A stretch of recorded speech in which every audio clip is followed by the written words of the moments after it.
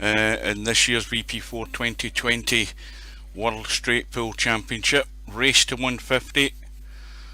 Mr.Bill against Potman. Mr.Bill from the USA, Potman from England. We'll have a look at the bracket a little bit later. We had a couple of good matches last night.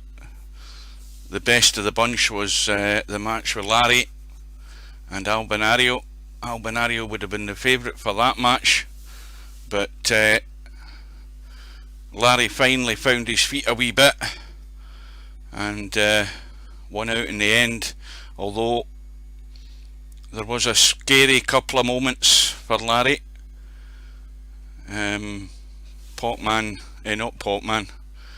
Albinario threatened to come back, but it didn't materialise, and Larry managed to get through in the end.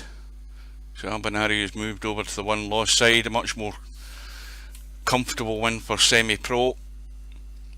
And I've already forgotten who he was playing last night. Mooncake, that's who it is. Bill's in the room, and Potman should be joining any second Prop now. 4.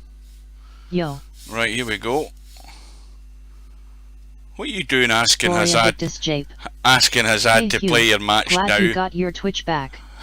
I never lost Twitch. Twitch was fine. There was not a problem with Twitch at all. Anyway, I don't know what happened there. Did somebody lag and then, or did somebody 4. not lag? Hi. Anyway, Deadhead_sway. Hey. Semi-Prof 4. Didn't realize this was on at this time. See, that's Smiley face. That's exactly probably what Albinario and Larry did. They paid absolutely no attention to the bracket. Larry's excuse was he chose the wrong time. Oh dear. Oh dear. Well, there's the first. I sent a PM to Potman. I told him, you know, focus in those last two balls. And the last thing I said was, don't do anything numptish or words to that effect. And what has he done? Straight out the bat, he's scratched. And if Potman is going to stand a chance here, he's got to put some points on the board, and that's basically what he hasn't been doing. And simply because the shot choices haven't been good, he's not been consistent, and he's done nothing to impress anybody in this tournament so far. But now would be the time to do it, but he's got to cut out stuff like that. He doesn't want to make it easy for Bill by, you know, leaving balls open and missing, and then Bill's just picking them off. That's basically the pattern this match will take if Potman doesn't get his head together quick right from the off. So, good afternoon everybody. Semi-Prof 4. Does me a favor, to be honest. I haven't slept and watched entire season 3 of Cobra Kai, LOL. I don't know what the hell that is. So anybody who's missed any matches, they're all on the VP4 2020 World Straight Pool Championship playlist. The most recent match is at the bottom of the list, and that last one last night actually has bits of both matches last night. Obviously the way the matches were going, I focused more on the Larry Albinario match, as Semi was building up a comfortable lead. The interest focused more on the match where things might be happening.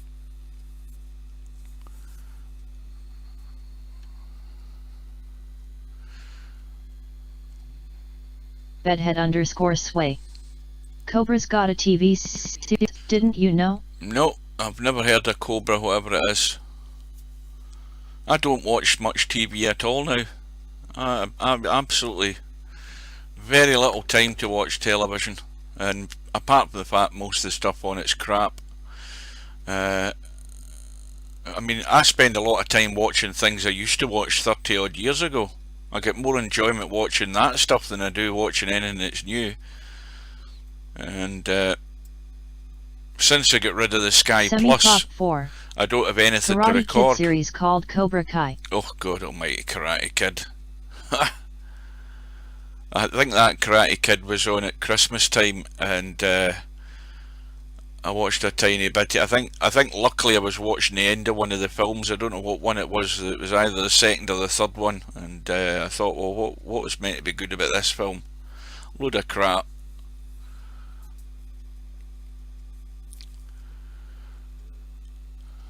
So Bill has been given the opportunity to stick some points on the board. Well, here's hoping for Potman's sake that he's got his numpty shot out the way.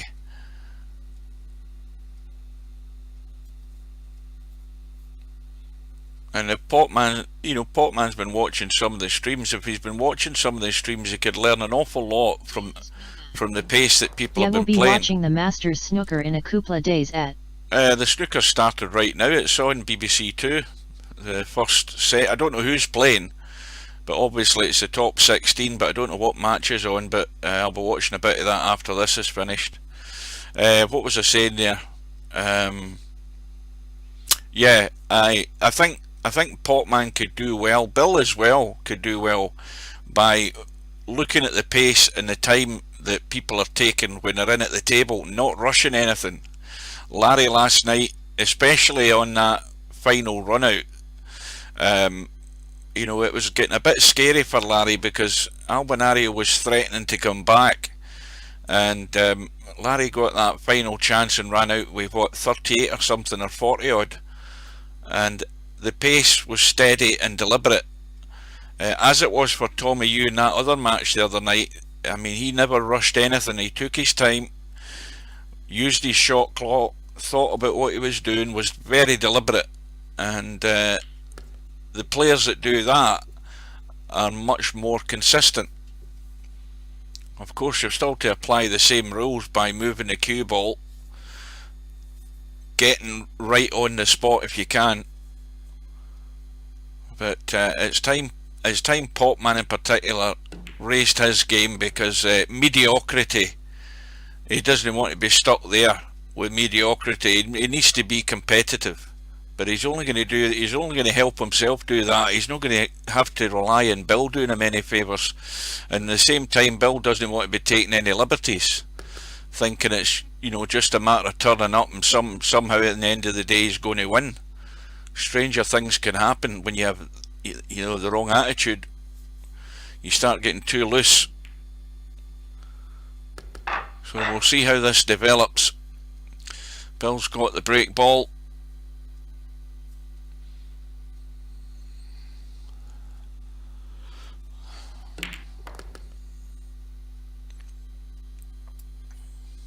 And on that 12 as well, he can just nudge through a little bit.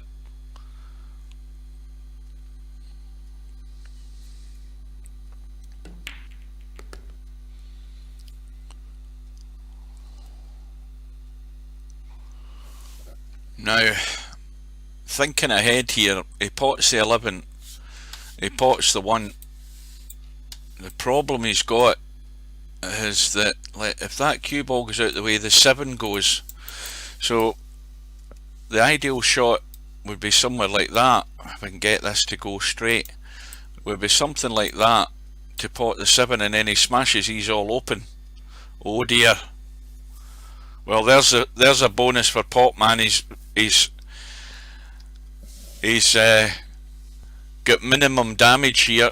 It's 16 in the board for Bill, and Potman is in with a chance. Now he should be looking at that 7 ball, because that's an opportunity off the 4 to get to that 7. And that's what I told him. I said, look, you've got to think about those 2-3 balls ahead, and then think about those last 2 balls. You get that discipline in your head, you'll have a far better time playing. See, he's trying to get in amongst them, and I think he's been lucky there. He's landed on 2, but he could have taken the 4, dropped onto the 7, done it that way. But when you're running in like that, when he's playing that draw shot, he's not playing for a ball, and that's fatal, because at some point it ain't going to work for you. The fortunate thing there is there's enough balls on the table that he'd be very unlucky not to land in anything, but he could have frozen onto the 2. Anything could have happened. To me, the shot to play would have been try to just drop on that 7, because it would have broke him no problem. I think the 7's now out of commission, so it's not Tornado on for that shot. Tam. Afternoon. Good afternoon. Well, I think this is the one and only match today. I hope it is, because I want to watch a bit of the snooker.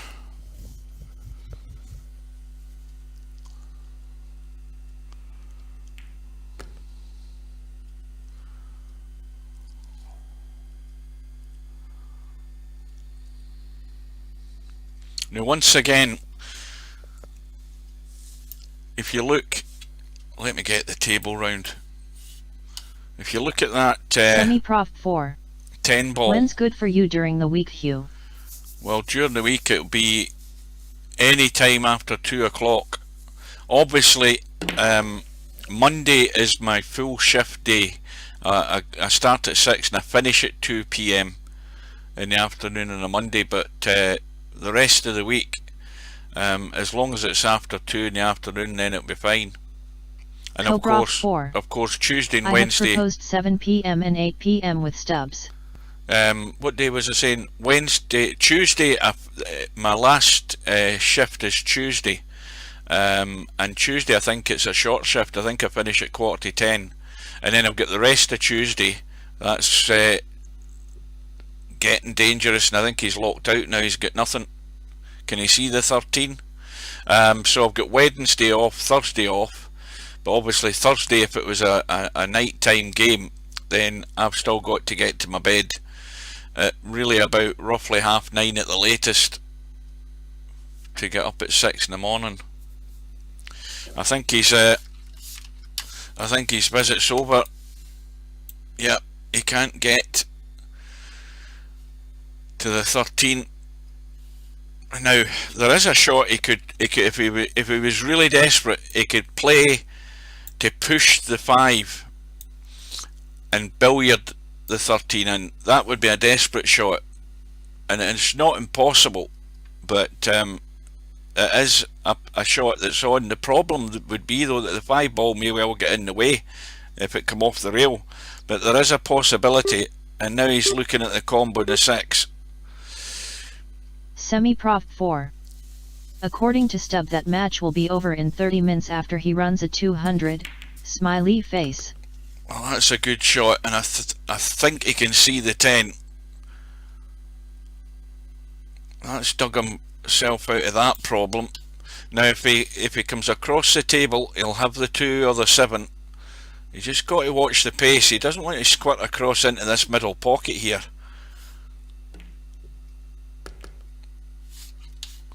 Well, that'll do. That will do. Now, what have we got that could be the break ball? Well, the 13 looks favourite. Cobra 4. 3 at the back of the pack. Is 1 TB played after today? What's the deadline again? I haven't had a chance to remind myself by looking at the bracket. It can't be that far away. Or is it still about another 4 or 5 days or something? Semi-Prof 4. 12th. So that's Tuesday, isn't it? Yeah.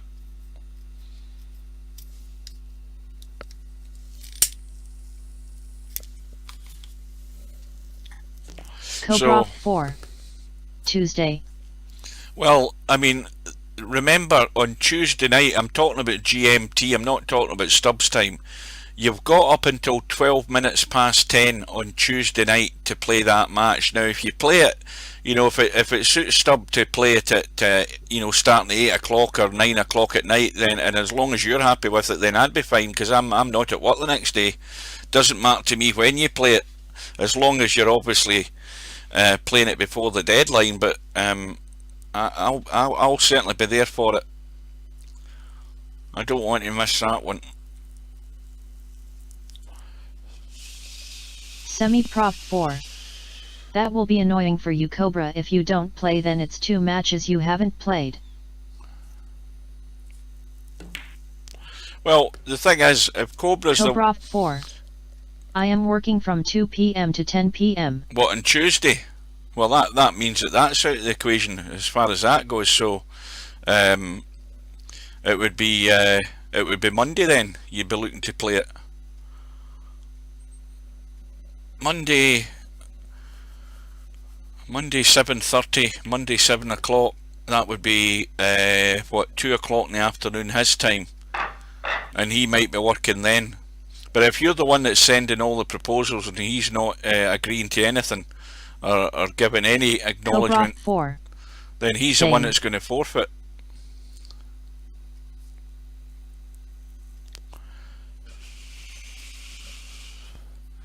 So, first crucial shot for Potman. And I think he's in nothing again. Unbelievable. Oh, this is a lot more tricky if he's going to look at playing that combo in the 3 with the 9. And, well,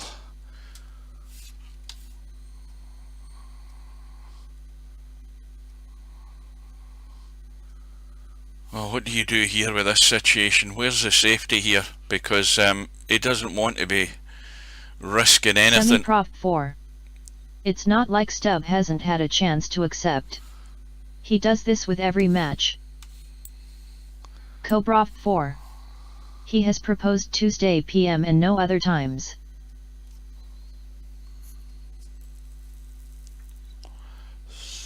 Has he been in the day? Now what's he doing here? Is he going for the cut up the rail? No, he shouldn't be doing that because that cue ball will run into the balls probably. Why doesn't he just brush into the 9 and probably foul? Because he shouldn't leave anything on. I'll do that. I mean, that's not a bad shot.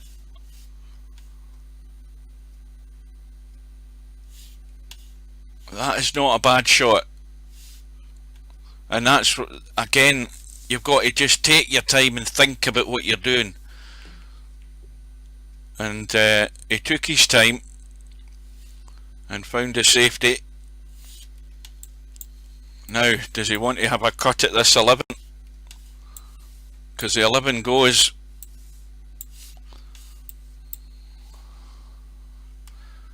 But again, he could, it's a dicey shot, but he could just skim off that 2 and try and drop there. But the danger with that is, if he drops close to the rail, he'll leave Bill a shot.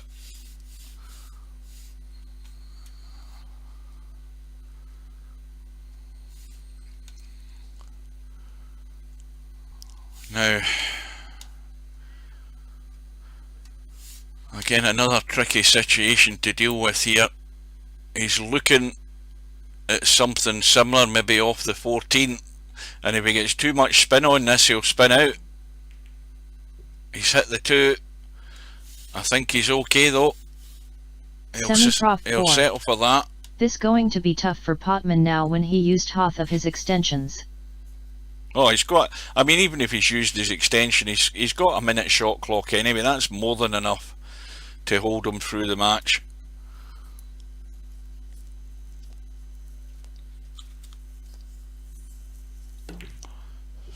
Now you see, there's Bill taking a risk. And that's the type of thing that Potman needs not to be doing. Bill's trying to force the issue there, and he's got away with it. He's got away with it. And of course, the top of the table was never going to be the safety zone anyway with this 11 and 10 ball or whatever they are stuck over at the side here. You're just leaving a pot on, and Potman's looking as if he feels as if he's going to have a go at this, and he doesn't need to. He could drop in behind that 9 ball. Yeah, Potman's got the same bug as Bill. He's followed Bill and fell into the trap. He should have still played safe. And Bill's got an easy starter. Just because Bill tried to force the issue doesn't mean Potman has to. He has to keep it tight.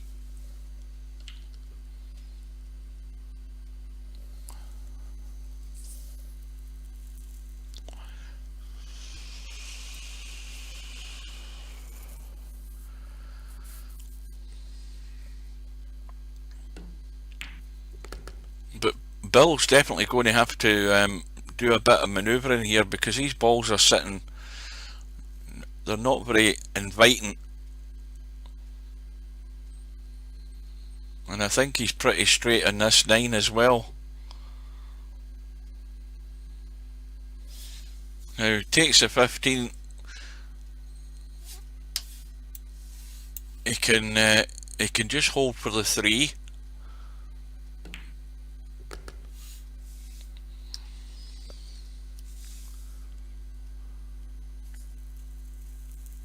What I'm basically wanting to see is, and I'm sure everybody else is wanting to see, is a competitive match. And that's going to be the case if Potman doesn't fold. And I don't know why he felt compelled into having a go at that cut.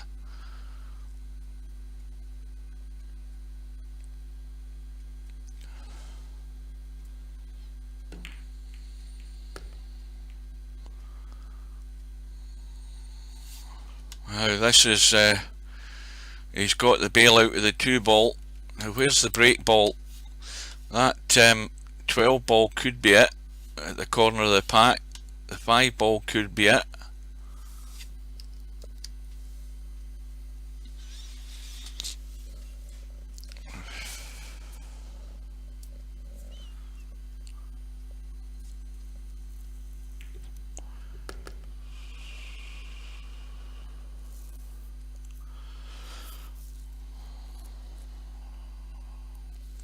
Good opportunity to take that 6 ball right now.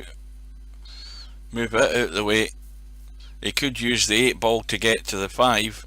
He could use the 10 to get to the 5.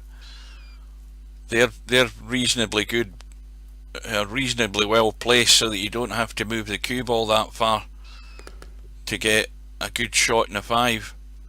So that, if that's going to be the case, then he needs to get rid of that 6. He could also use the 6 if he was straight on the 6.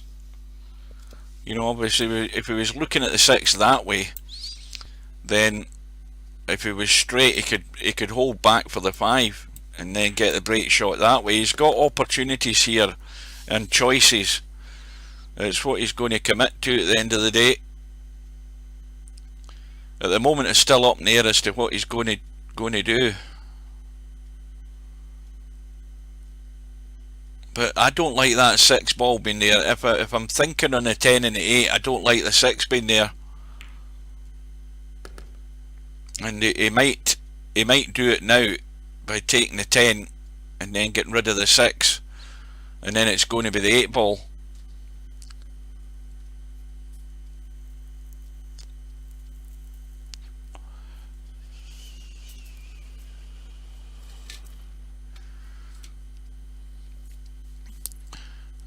And then Bill does something totally different. So, well, is he taking the 6 now? Oh, well, he got there eventually, and he's dead straight on this 10.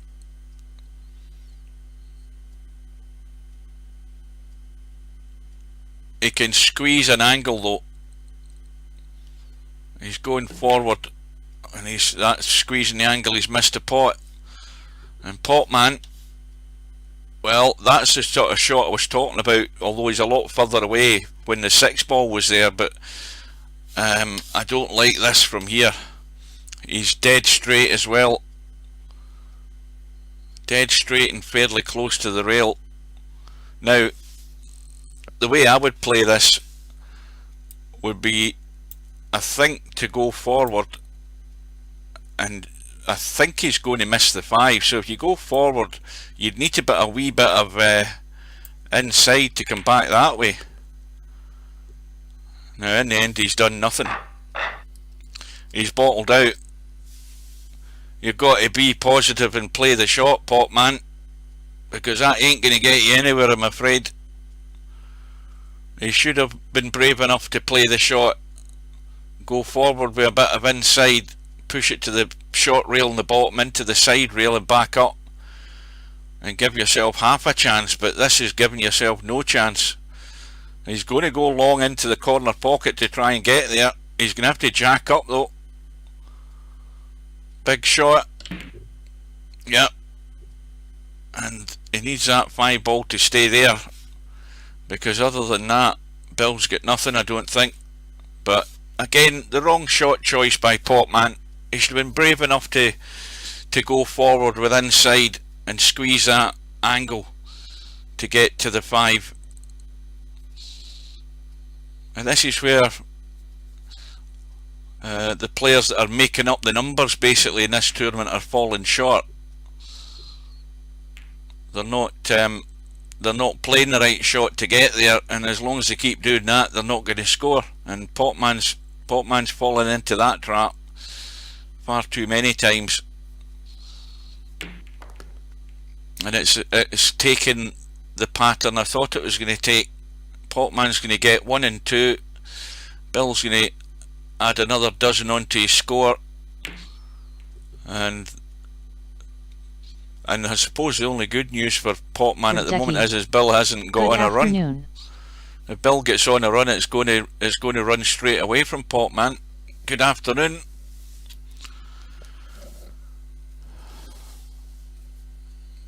But this is definitely where you're. I mean, if you're going to be, you know, if you thought you were good at straight pull, but the fact that all you have to do is pot a ball, you get found out fairly quickly in this tournament, where your level of consistency isn't there. You're not scoring enough. Your visits are short and sweet. You get out of line very quickly. It's now at the stage in the tournament where you're going to get picked off. Bill's just sitting there he's sitting like a vulture perched on a branch, and every time Potman makes a wrong move, Bill goes down for a nibble, and then just flies back up in his perch and waits for another one to come along.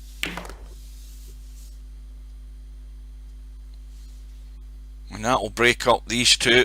Not that I don't think he really needs to though, because I think if he landed either side here, he's okay. Gloria Victus Jape. Think it suits Potman to do the chasing in a match. Well, Gloria Victus Jape. Rather than clinging to a lead. Well, there's that wiped its feet twice and still dropped. Just to pace it, let it go in.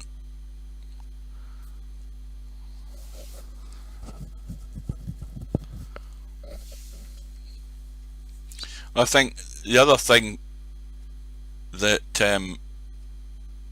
becomes evident is a player's lack of insight into the shot he should be playing to get to that next ball, because it then just simply comes down to technique and ability. You know, every person in virtual pool can pot a ball, but there's not many can pot a ball and put the cue ball in a position that lets you continue. Semi-Prof 4. I still think a lot of players take the POC jets for granted. And Bill's had a go there. Now again, instances like this where Bill's having a go just to keep the run going, Potman has to capitalise on them. Now he's 24 behind, and these should all be his.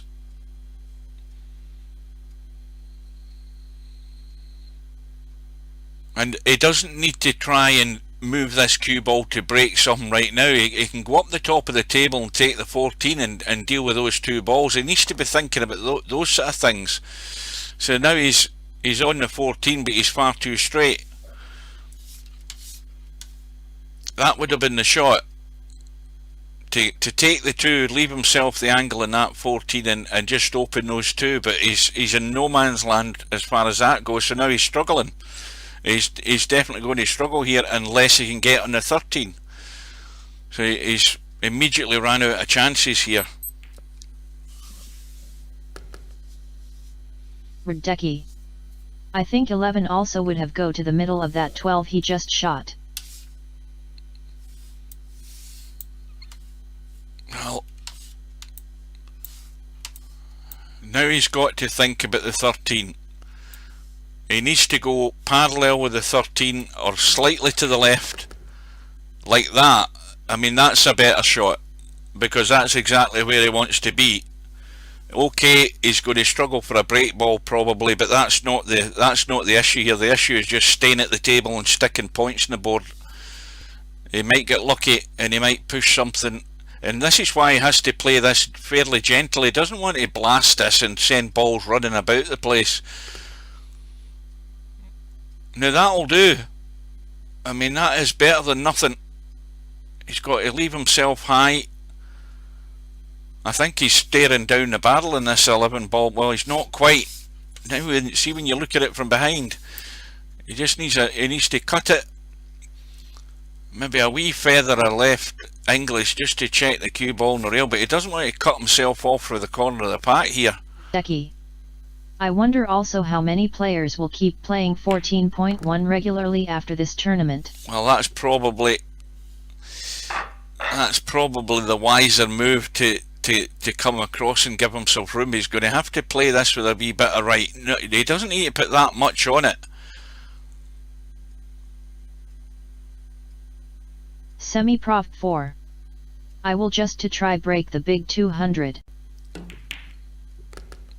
Now, how's his luck? He's got the 2. He's in business here. Now again, look at this table. You know, there's 1, 2. Let's count them and get this damn thing to work. We've got 1, 2, 3, 4, 5, 6, 7, 8. There's 8 balls in the table Gloria Victus where J. they're all sitting there to be The picked off. standard in the daily/weekly 14.1 tourneys has gone way up with everyone playing. All of those balls are Potman's. Every single one of them, because he doesn't have to do anything. He just has to get on them. It's just about keeping that cue ball in the open.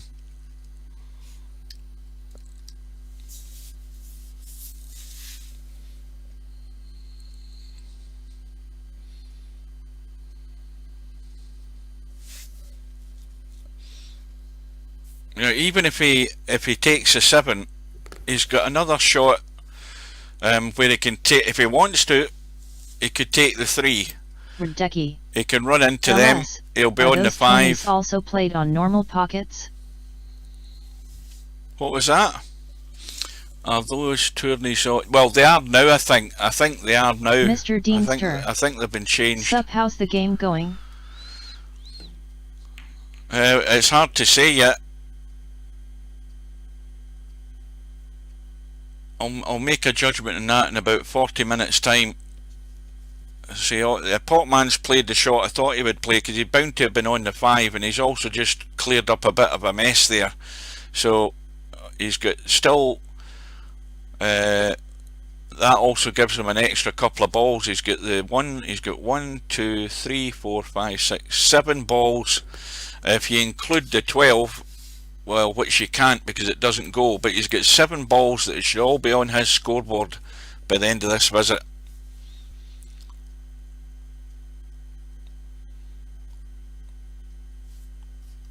Now I think it's worthwhile drawing slightly off this 5 to try and get on the 15,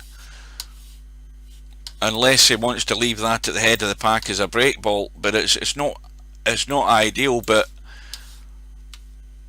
he might get lucky again if he gets a shot that he can run into these. And the one that will do that would be the 14.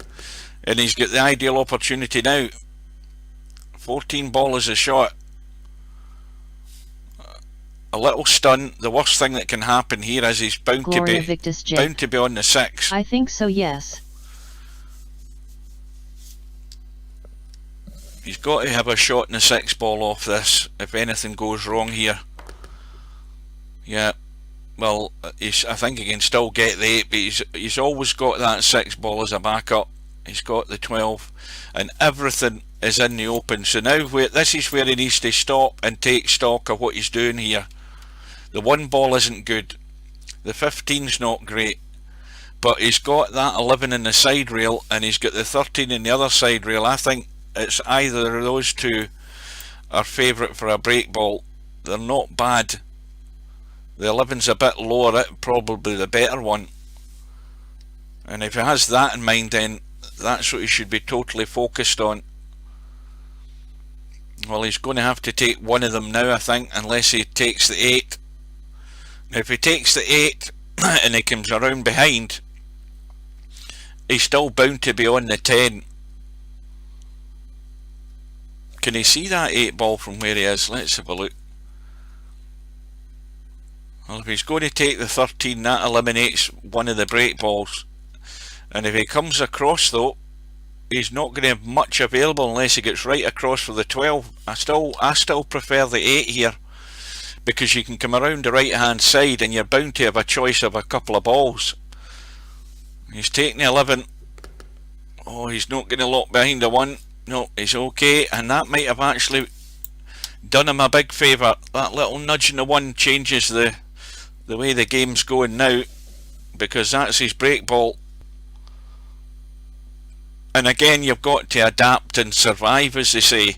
If you've now created the break ball, you avoid it at all costs and work your way around it.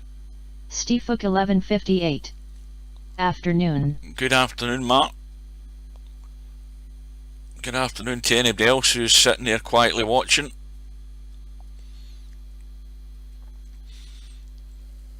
Well, Potman still trails by 10 points. He's going to take the 13, and if he's going to take the 13, he's going to have to draw back slightly here. And if he draws back short of the 15, he should still be on that 10 ball. If it's a 12 ball. That's what he has to be thinking about here. Just one of these little stunny draws. Well, he's came out, so he's covered the 12, but he's got the 15 anyway. So that was like a 2-in-1 shot, as I call it. You don't get one, you should get the other. Now he has to avoid that 1, and this is a wee bit better. And I think he maybe wants to pinch a bit here to stun up. The shot to play is just to pinch a wee bit in that 12 and do a firm little stun, and you're going to come up the table for the 10.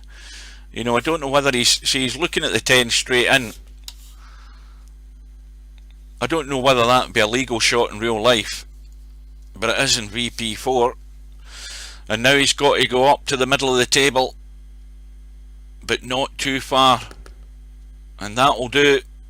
That is pretty perfect, that. And now, don't go forward, whatever you do. Half a tip below the equator and a firm stun.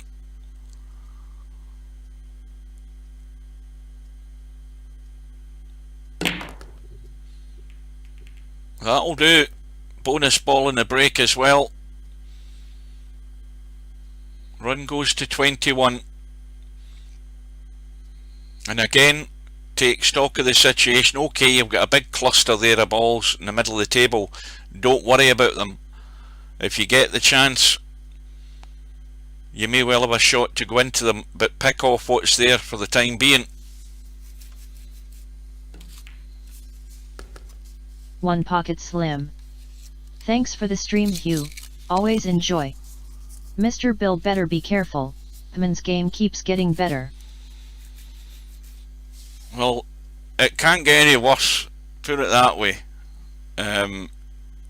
He has does. it 50. He does have to step up. Afternoon. He does have to step up. It's time he actually thought a bit more about what he was doing and applied himself a bit more. That's basically what I said to him before this match started. I mean, get your head together and focus on what you're doing, thinking 2 or 3 balls ahead where you want to be, and don't be panicking into trying something elaborate just to bust these balls. Has it 50. Take your points and run. Can't get any worse. Louisville. Take your points and run. He's looking like a big draw here for something. Or is he? No. That'll do, because he's got a break shot now if he wants to go for it.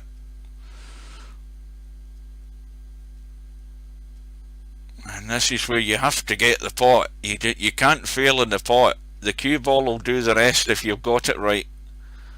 It's a risky shot because it can skim off and run anywhere, but he's on the 3. That will do.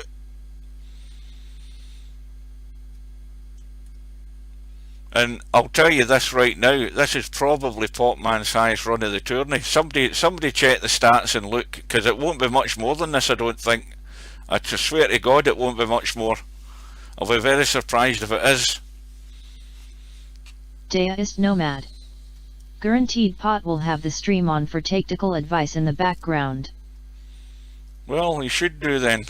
We'll soon find out if he's listening to me. He has it 50.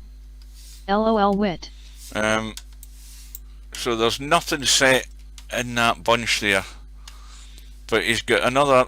If he drops through on this 9 and runs up to the middle pocket, just beyond the middle pocket, like that, then he's got a nice little shot where he just wants to pot that and just a little run through, but not too much, because it could easily skim off something like that 7 and find its way to a hole. He's got to be careful. Just needs a little nudge. He's got to be on the 8 ball. Steefook 1158. And that'll do. Would they not be classed as coaching? LOL.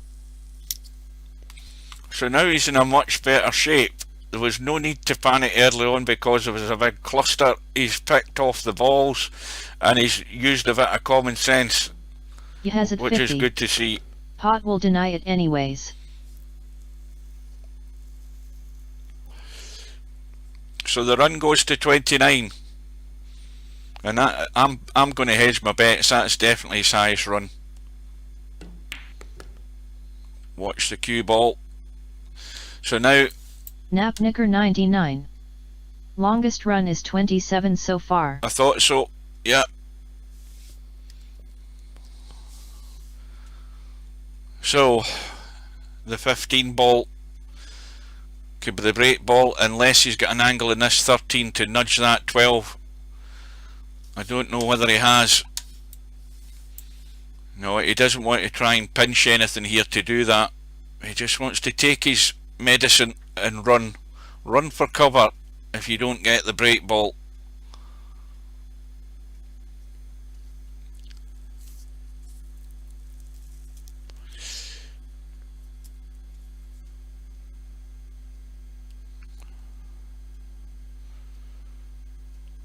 Now bear in mind, Bill said that, and Potman fell into the trap as well when Bill played his first risky shot. But Bill's had 2 risky shots that he's failed on, and if Bill keeps doing that and Potman keeps doing this, then we've got a match on. Potman doesn't want to get drawn into some sort of shooting match, taking shots that he shouldn't be taking.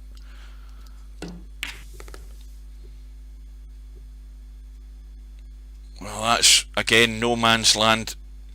He can go for the bank, but he can go for the cut in the 15. To me, the cut in the 15's a shot, because if you miss the 12, then they're all going to get racked there, and that ball's up the table, is it not? If he takes the 12, he doesn't want to brush on the top side of that 15. He could scratch. I'd be taking the 15. Well, he's hit behind it, and he's behind the pack, so he's got no shot. So I would just roll stone dead into the back of the pack. I wouldn't do anything. I wouldn't be thinking about getting a ball to a rail, nothing like that. Just lock it up, take the loss a point, and there's no damage done. So the run is 33, and the lead, well, will be 2 points in a minute unless he doesn't get to a rail. That's actually not bad. I mean, okay, the 15 ball's down there, but Bill's going to have to work some sort of miracle to get anything out of this. That is not a bad safety when you look at it. Now, is Bill going to do something? No, he's called a safety. At 50. That was proof he's not on the stream. Called a safety. He's potted the 15. And now he's going to run to the head of the pack. And of course, the 15 being a safety, it's come back up on the table behind the pack. And Potman is now at the table. Well, this is where Bill can get that cue ball down onto that top rail. Nice and thin. Cigarette paper and no more.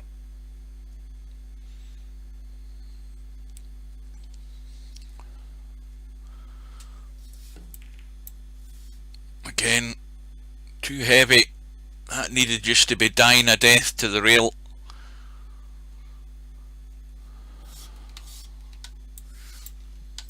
There's nothing obvious in the pack.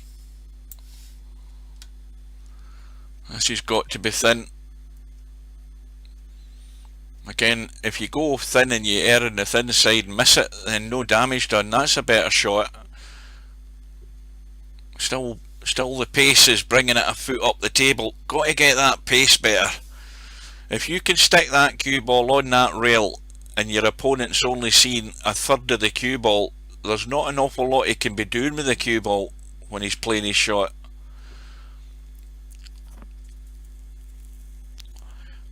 Well, can you see any of this 8 ball? Just an edge.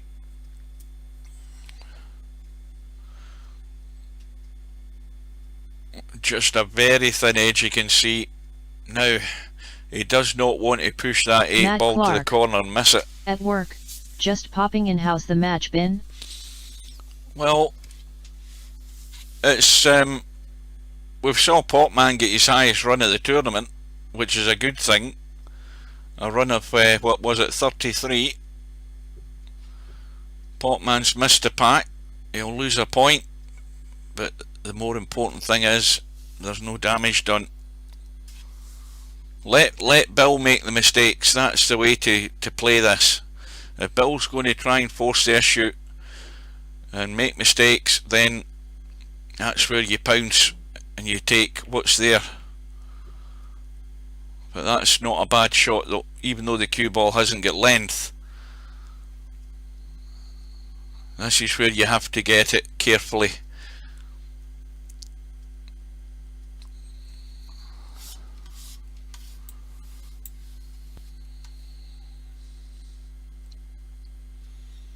Got to get this very thin.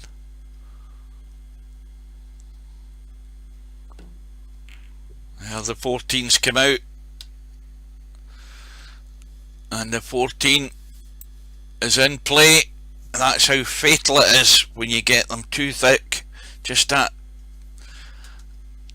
little touch is enough to send that collision through those balls and nudge the 14 into play. And Bill has had a blast, and he's got away with it.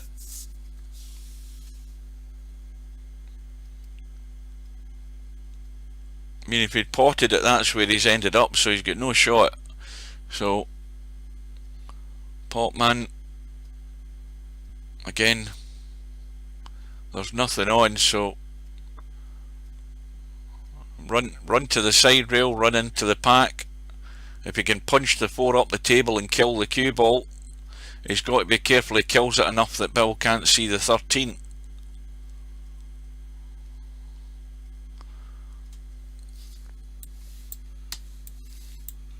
And that's another point gone, but he's okay.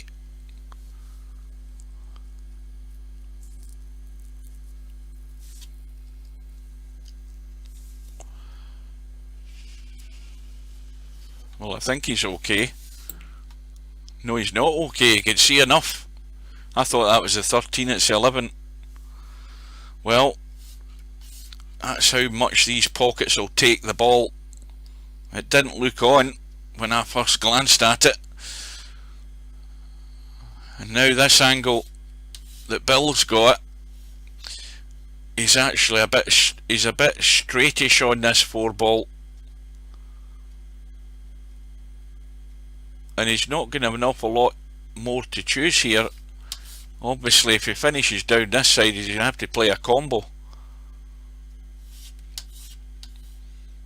You can just roll this in and take the 15 and try and do a bit of damage.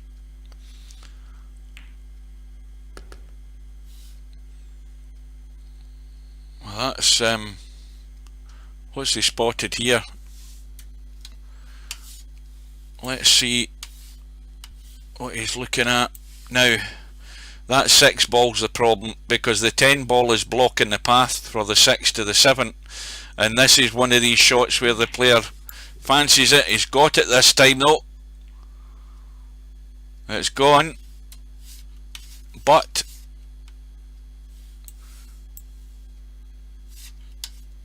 can he squeeze that 15 and off the jaw? I think he can. Yeah, he's just trying to spin it around to catch it, and then it goes.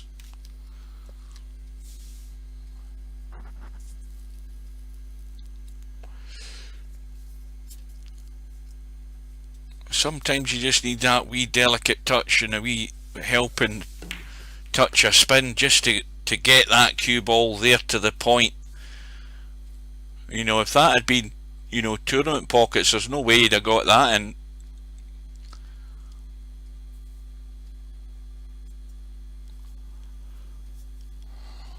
So Bill trailing by 2.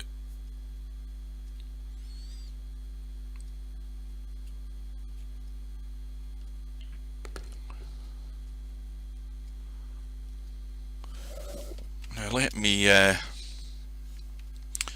change that tab. Let's have a look. I posted the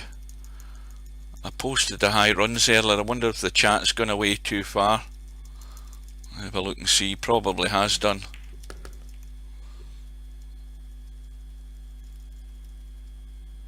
Oh, there we go. So the top 10 high runs, we've got Semi-Pro, Bedhead, LS3 and Tommy U are tied in 94, Snake Eyes in 89, Mr. Fox in 78, Albinario 73, Stubbin 72, Larry getting his high run last night, 68. So the lowest now in the top 10 is Cobra on 64.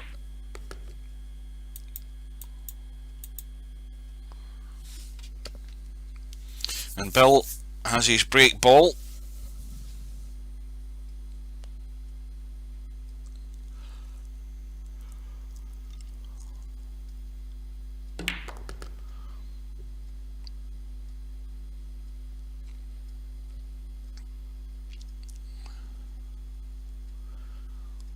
Well, I think Bill's priority is to try and, well, it's the most obvious thing. He's trying to construct something substantial here to take him away into the lead. You know, he's looking at the end of this visit to have maybe 30-40 odd lead if he can, or more. That's not a bad pace. That is pretty good. He'll settle for that. It's again got to be the firm stunt. Half a tip, don't go forward. That's the rule.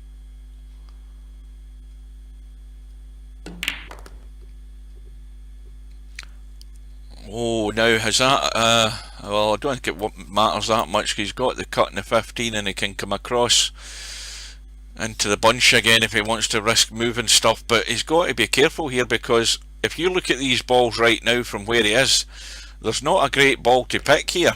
He has to get on something. Semi-Prof 4. Hugh, Tuesday at 4 p.m. okay for you? Oh yeah, that's fine, because I'm home from work and finished. Yep, that's me Tuesday all day after I finish my shift early Tuesday morning. And then I've got the Wednesday and the Thursday off, so that would be fine.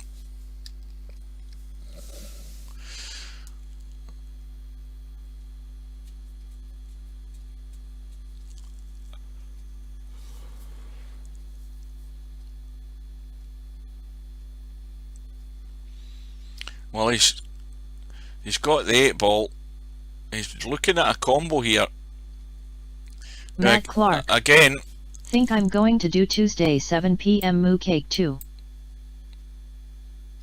Any of those times are fine. Mooncake.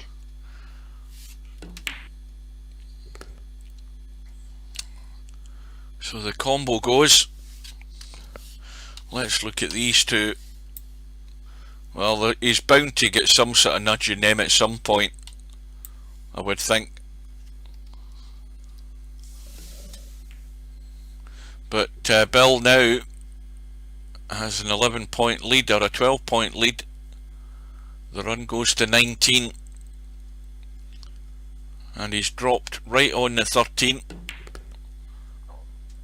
So now that problem's out the way. Now the next problem is that 10 ball, because that's no use where it's sat, plus it's a blocker. So that needs to be dealt with.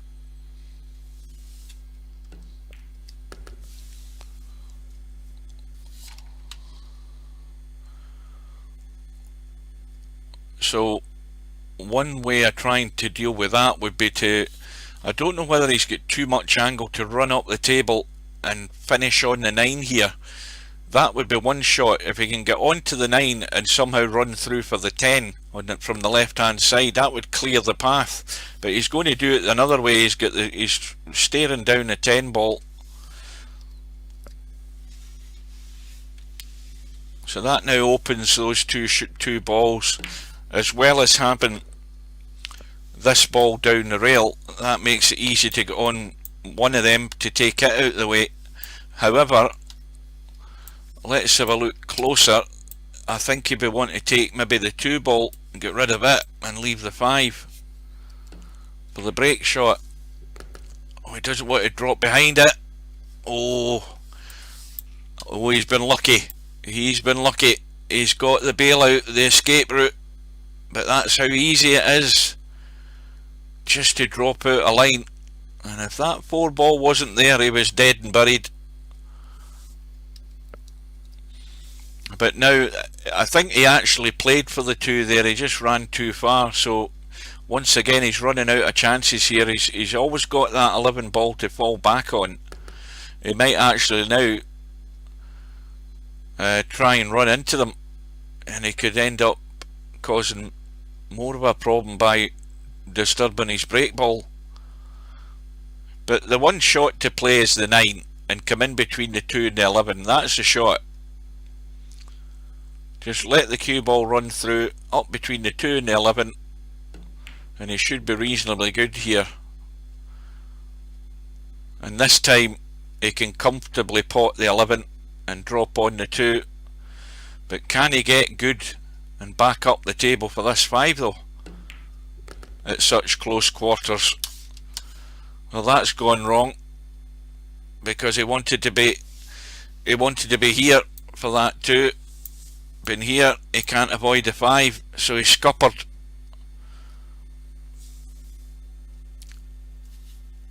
MR Shark 4488. He's taking the 5 instead. And where's the cue ball going?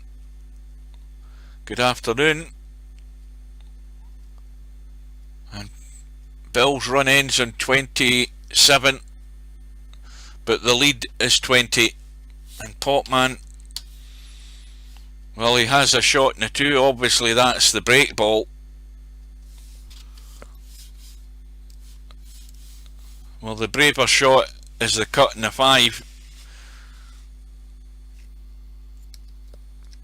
And of course he knows that if he misses it, He's letting Bill in again, so it's a pressure shot. Is the cue ball going to run far enough? Well, he's just got there. That was a good shot. Nice firm stun. Maybe a wee bit more draw on this, because he doesn't want to kill that cue ball stone dead next to these balls. He's putting lots of bottom on it. He doesn't want that much on it. You just want a good firm stun. See, the cue ball skidding away. That's a risky shot of the scratch.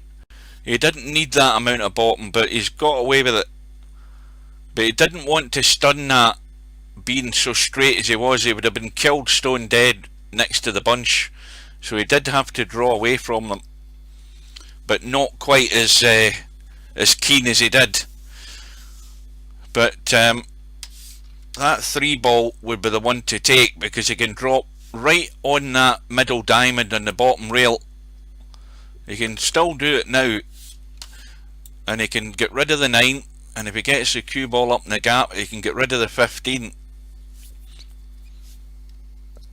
because the 15 again is just a bit of an awkward ball. I mean, the 14 actually goes as well. So he's got a choice.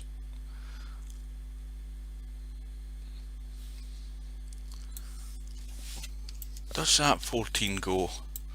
That 14 goes every day of the week. He should be taking that now. Just a little gentle cut in the 14, drop it in, or pot the 9 and drop the 14 in.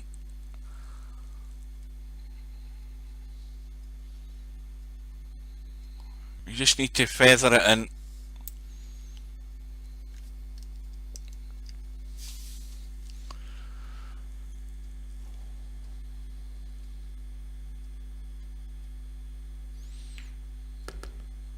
Now, as he blocked himself off here, he should have took the 14.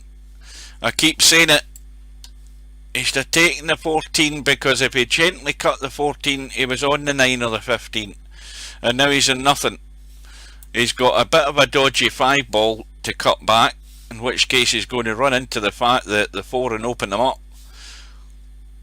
So he's going to have to be brave. But if he'd taken the 14, and he's going to be brave and run off the pack and scratch. MR Shark 4488. Trump wants to fly to Scotland to avoid charges here in the States, but Scotland said they don't want him, lol. Well, we wanted him when he promised us the earth by building that bloody golf course. Alright.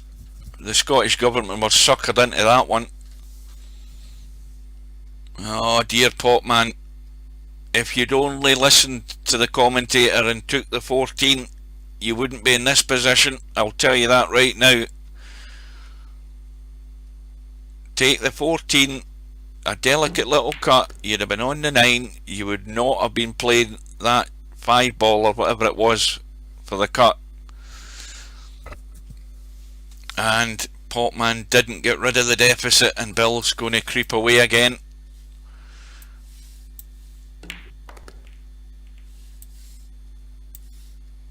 Well, that's not quite a combo. MR Shark 4488. We don't want him either, lol. Well, I suppose did they leave his job open for the apprentice? He might end up going back to that. Of course, he'll make a fortune from his memoirs as well. Now, that's what every president does, every prime minister as well in the UK. Go on the lecture tour, make even more millions than he's got, like he needs it. But we certainly don't want him over here.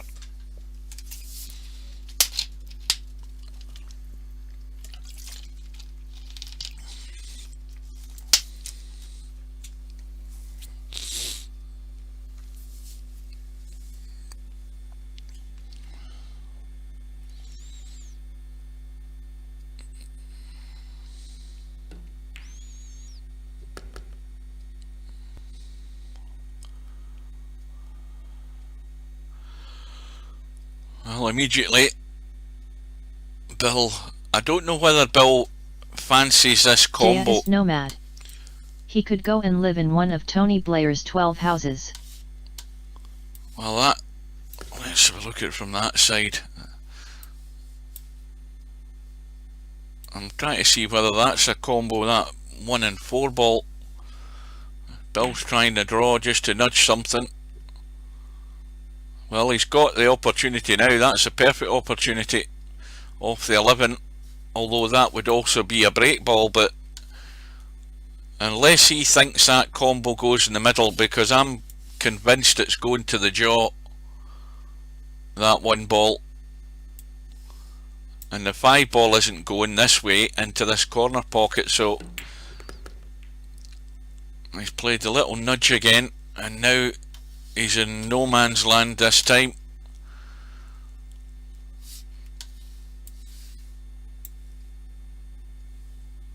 That may, when you look at it from there, it may well go in off the jaw. Rumor has it that his plane is fueled up and he is ready to go to Scotland, no joke.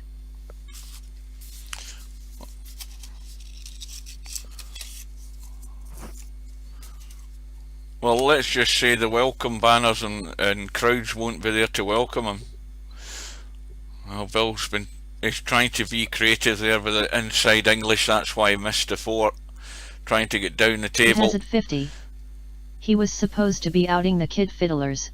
Load of rubbish. Well, I think Bill's almost got away with that.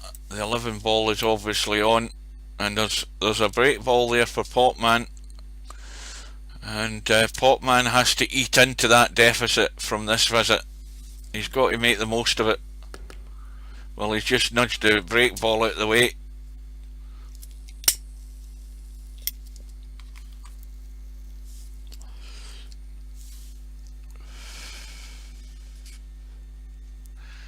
Quick look at this 1 ball. Well,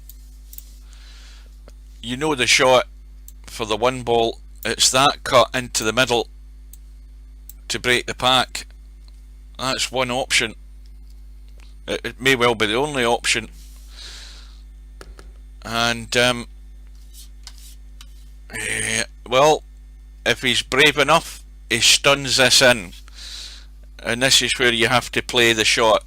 I think if he stuns this in and runs over there or somewhere like that, it might be a bit more of a cut looking at it like that, MR but Shark 44 it's still a similar shot to get into this trying to impeach him as we speak. triangle. Let's see if he plays it.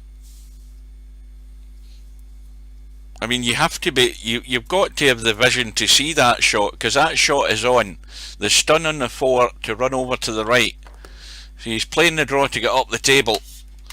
Has he gone far enough? And is he going to catch the pack? I think he is. This has got to be medium pace. If he goes full blast here, anything could happen. Like that. Brush straight. How easy is it to scratch on this damn table? Well, Potman's doing a fine exhibition of it. That's 2 in the space of a few minutes, and once again Bill's got a break ball to smack into them, and he's missed the 2, and again Potman has to make a score. Bill's making the mistakes. Potman's had a visit. I don't know what he scored in the last visit there. It must have been about, what, 2? He was in 48, he's now in 50. He's got to make an inroad into that here.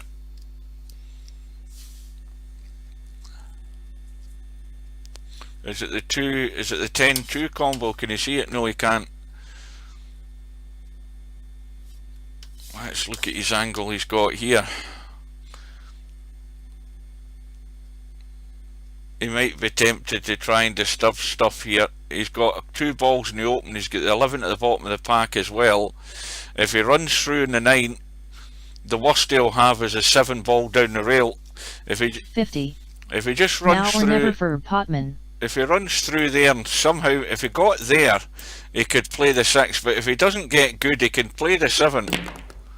So he's played the stunt.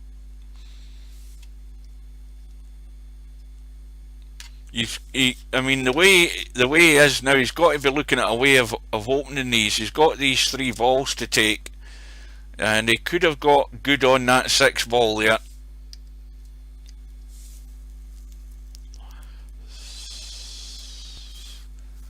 I mean, he's trying to do everything a shot early from the way I'm describing it. He's got another chance here though. This is where he could have been on the first shot. Now he can run through into them. Obviously it's still a risk, but you've got to make a move to improve this situation here. Oh, how's he finished now? How is he finished here? Can he see that one? No, he can't. Can he see the 12? Well, he certainly can get past the 14. He's dead on the 14, but can he cheat that pocket enough to squeeze past that 5 and get the 12? I think that's very dicey. Is he jacking up to try the cut in the 5? I mean, whatever he tries here, it's bloody difficult. So who's the favourite in this tournament? Who's the best virtual straight pooler in VP4? Oh, the champion, that's semi-pro. He's the current holder. And again, Potman's last 2 visits, 2 points and 4 points. That ain't going to do it, Potman. And Bill's got a free go. He's got the 12 ball that he can use to break the rest of them. I don't know whether he's ended up straight on it though. Let's have a look. No, he's got a good angle, so that's going to open these up. And again, Bill is trying too hard here. I mean, he had an angle, it just needed a nice firm stun, and he's missed the ball by a mile. I mean, these pockets are bigger than what he's used to, but I think Bill's wearing the wrong he's wearing the wrong specs here. The pockets must be shrinking in size. And Potman's got another go, and this is his 3rd attempt here to get something on the board again. He's got to score here. Look at the balls, everything's open, every ball should be his. He just needs to get rid of the 3, and he can do that now. He can pot the 4, just drop down onto the rail, take the 3 long up the table, and that opens up the whole of the pocket for all of those 3 balls above the 4. Semi-prof 4. He can drop through for 1 really in the middle. I don't play straight though. MR Shark 4488. He must have taken my pills. He has it 50. Shockers from Bill. Oh, he's made some bad misses, so he has. The thing is though, you know, Potman's not capitalising enough, and that's the worry. If you're in Potman's corner, he's got to score. He's got another good opportunity to get that deficit down, and if he can do it, if he can get him, he had himself in the lead with his run of 33. If he can put something together here and get himself back into the lead, it just puts a different tone on the match. I don't think Bill's going to change his tact, but if it got tight towards the end of the match, it might be a different story.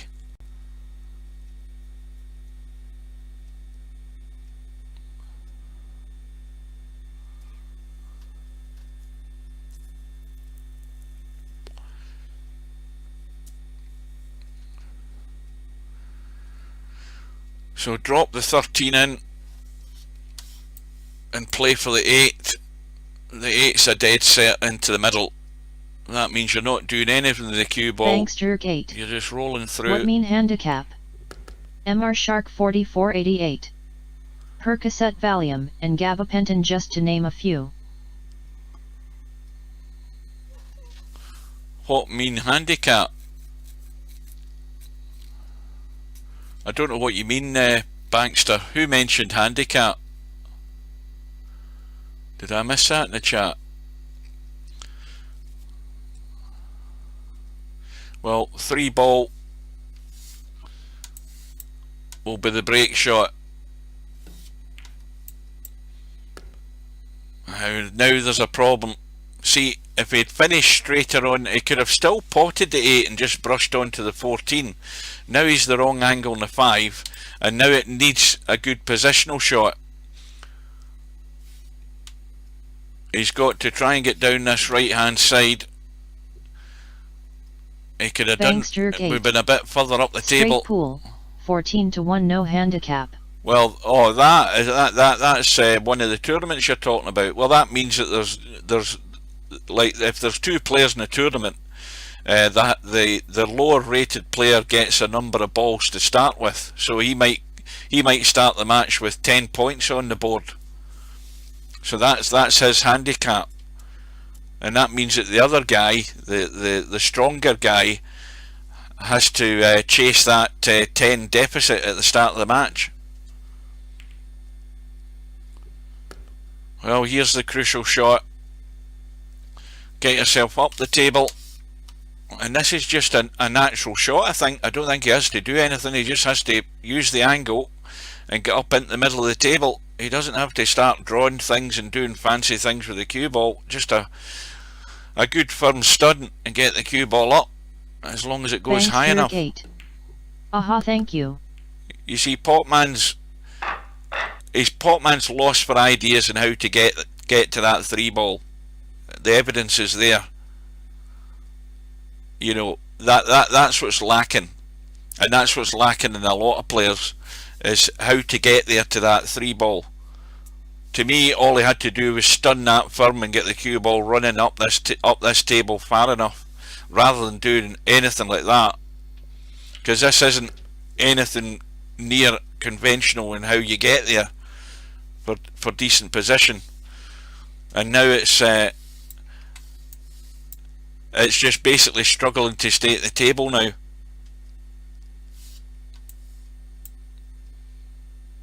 Now he's going to have a more difficult safety shot than if he actually just punched the 13 up the table, called a safety, punched that up the table and kill the cue ball right there. That's the safety shot. He doesn't need to take on a pot.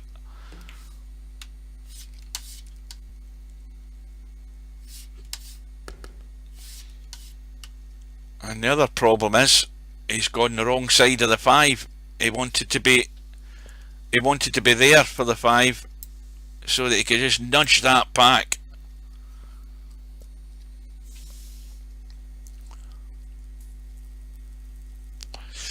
And he needs to go square in the 13. That's the next shot. Can he get there? Yes, he can. And it's all about pace. Potting the 13, going through and finishing somewhere within this area, to be able to pot that and run into the pack. And again, has he got there? Yes, he has. He's just got there. He's got a little bit of an angle, but not much, and he may well be stuck here. He's got to get a lot of pace in this and not try and run off the 2 and scratch. Maybe pinch a wee bit. There's lots of room in the pocket. He wants to pinch a wee bit. Well, that'll do, because he's brought the 2 into play. He's going to have to take that of the 1, and he can't see the 1.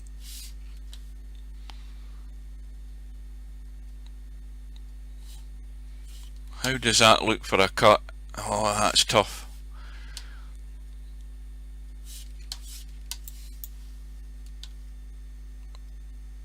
Well, I'd be playing this with a bit of top, so that I'm running through those balls. You need to generate that pace to open them up, but it's not easy to read this cut angle.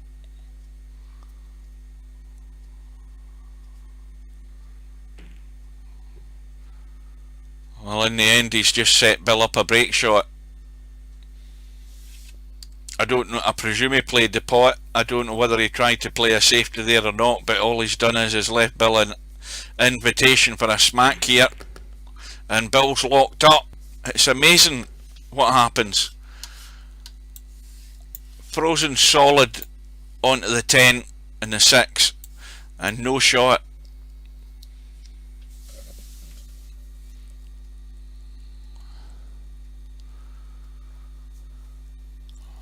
Well, the scores, Potman has got it back to 67, Bill on 74. Or was that Potman? Was that Bill that was at the table?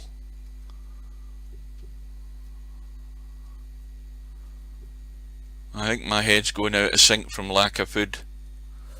Now what's Potman got here?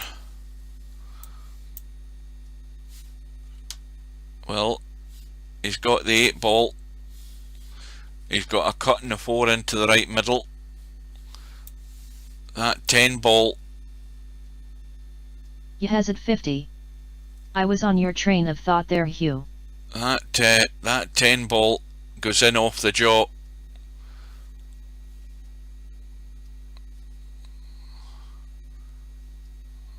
If you look at it from behind the shot and where the jaw is, well, he's cut it up the table.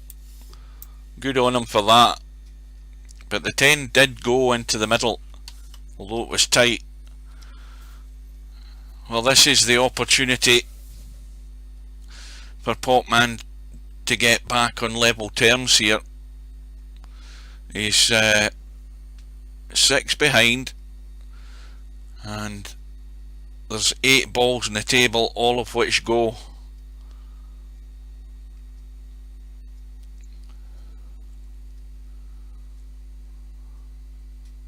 Is he going to run into these off the 12? He doesn't need to. He needs to get rid of the 1 ball, which he can do off the 6. Cobra 4. He might have come back too far. This will be close. No, he's okay.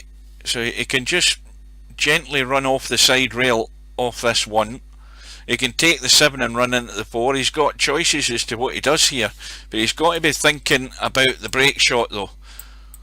The 8 ball might be it.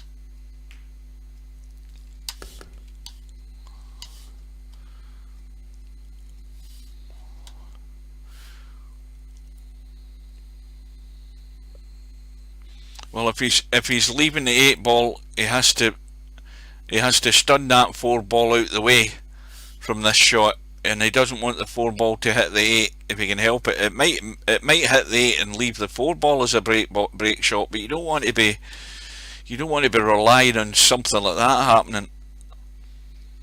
Same with this. He might just clip the 8.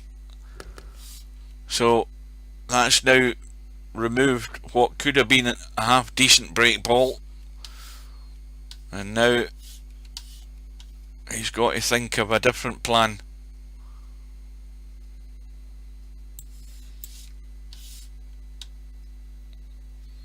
Right, so he's in no man's land again. Now what you do is take your medicine, pot the 9 and pot the 12.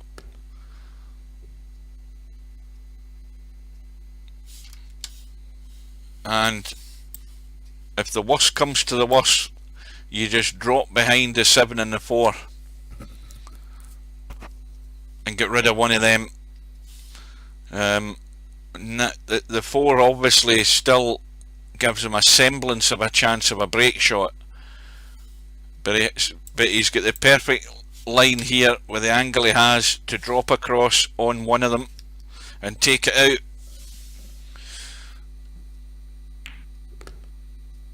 Again, he sees it entirely different from the way I see it. Now he's in trouble. I don't know why he's not dropping behind the 4 and the 7, and now he's in trouble to get to any of them. He's got to go way up the table, or he's going to have to go the big draw to the right hand side. This is giving yourself an awful lot more work to do. It was so simple to drop behind one of them and get rid of it. And he's got roundabout ways of trying to get there. So now it's forward and run off that side rail onto the short rail at the top and come out. but not too far. He doesn't want to go much further past the right of that middle diamond in the top rail as we look. That's what the plan should be here. He's got to run forward, a good bit of running, and let the cue ball do the rest to give him that break shot, or give him the angle for the break shot. Oh, again, I don't understand him. He's chickened out in every aspect of that shot there. Every single aspect. It's as if he's devoid of an idea what he was doing. I mean, it's just, to me it was so obvious to run forward, because that's all you really could do. But why he just bottled it there with that shot and left the cue ball absolutely nowhere in the 4, and Bill's just helping himself here.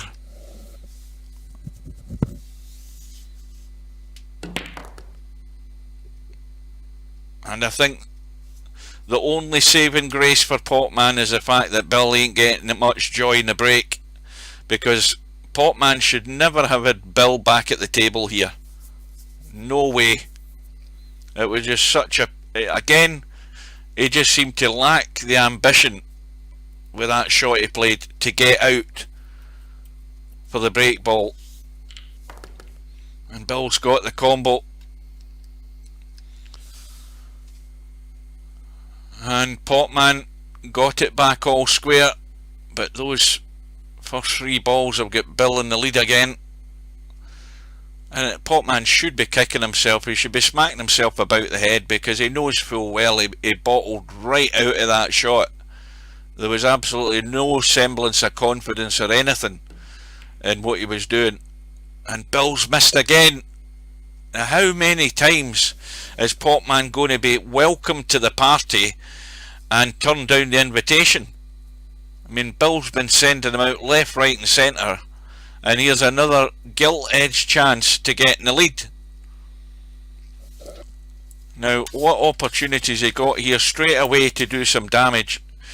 He'd be taking a big risk to slam the 3 and run into them. It might be worthwhile doing it though. Sometimes you've just got to take that risk.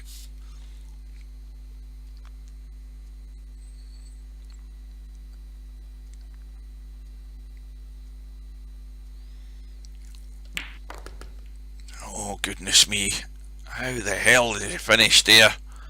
I mean, why didn't he take the 3 and run into them? Huge ass. Right, hang on a minute guys to kill this.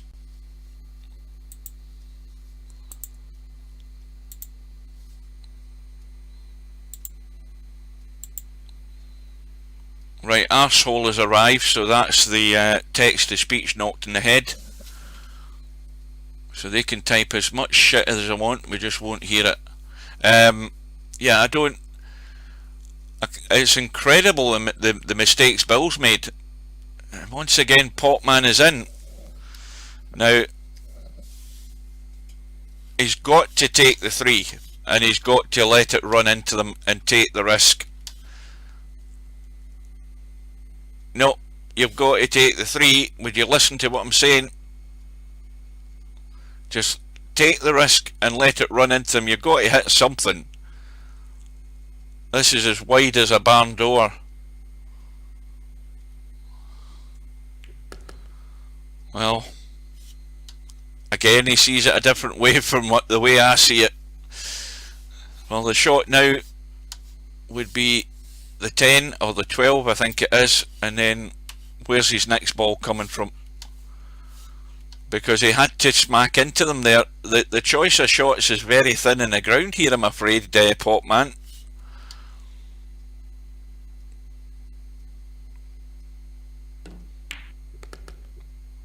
And if only Bill had kept his head and hadn't had as many misses, he could have been miles in front.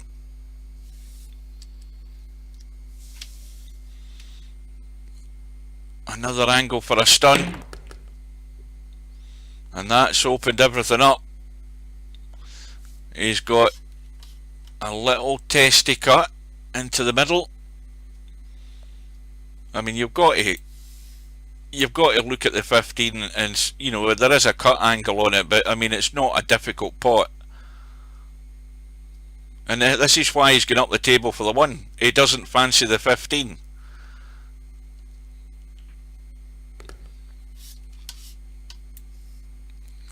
Now, what about that 6 ball? That looks prime. Let's see if we can get there.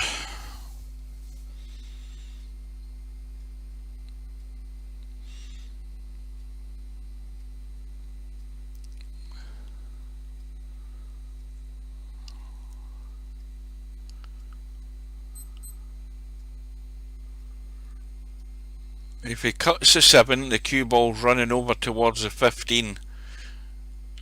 He'd have been unlucky not to have been on the 6 or the 15 into the right middle.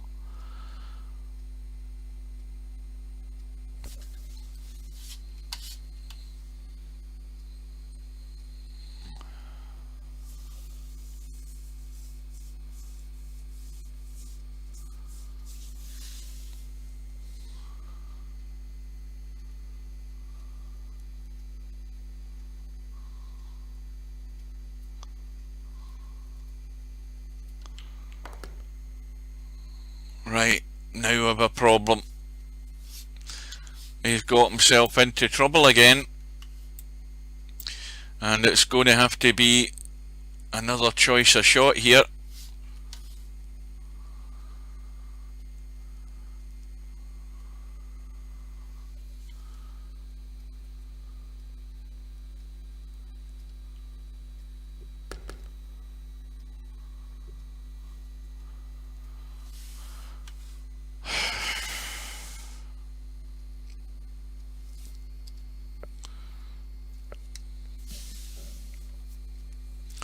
Well,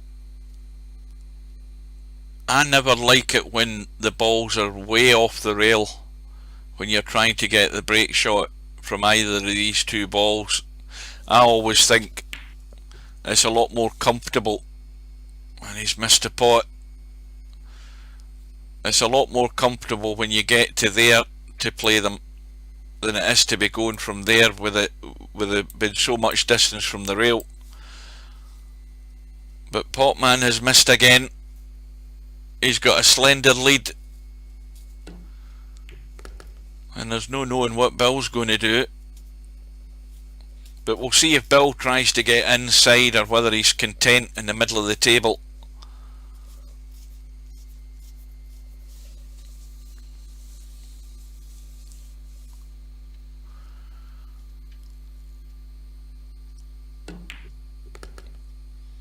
And Bill's going to go straight, and Potman has been reprieved again. He wanted to finish inside on that 7, and he's bolt straight, trying to get a nudge, and he's got the nudge using the spin off the rail. But I don't think he's got much more than this cut into the middle, and that's certainly going to do damage either way. But he's got to get the pot, and he's overcut it by a country mile. Now this goes back to the same thing that happened before in another tour. Is Bill on a laptop or something silly this afternoon? Because I can't believe he's missing these pots, as many as he has done. And Potman is in again. He can see the 5. He's going to have to do a bit of blasting here, I think. Give it the old heave-ho if he can see the 5 and get something moving.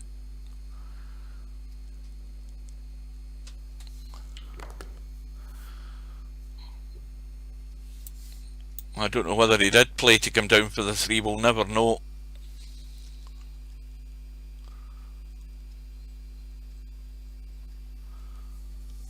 Oh, Trump's the one that's been winning all the tournaments. Yep, he's the top ranking player by a mile, because the rankings now in the snooker over here go by money. So your ranking points are the money that you've earned during the season. He's a million odd in front of anybody that's near him. He's so far ahead.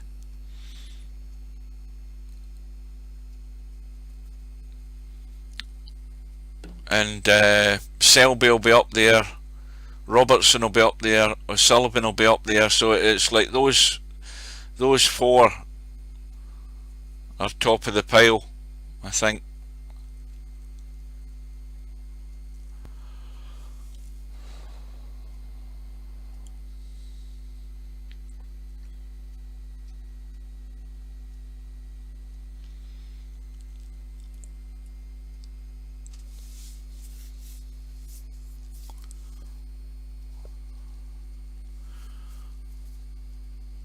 Well, this 4-ball, he's going to have to get lucky here to get on something.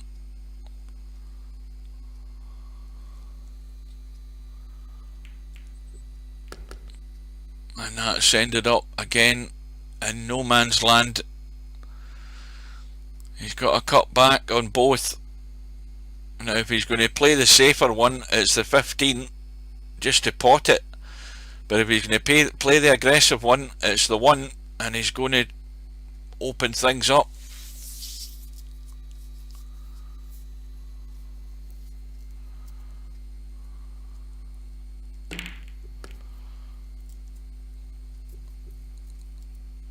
Well, he can play the 9 and take the 10.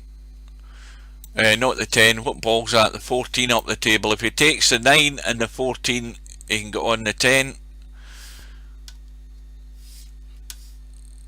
He's looking at the 12 to nudge into these two, but again he seems to be digging down deep in this cue ball, and he's missed the bloody 10 or the 12, whatever it was. Again, that was, I don't know why he didn't just take the 9 and the 14 and deal with the 10. And in the end, he's nudged the 11 into play, but he's still left the 2 problem balls there.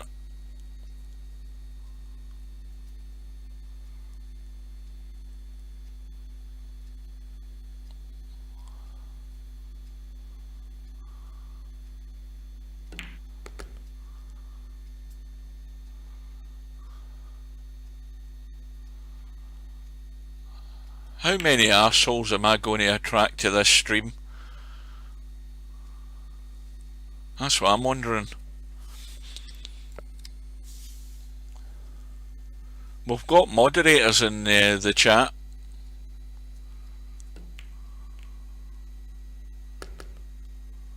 If that isn't a hint, I don't know what is.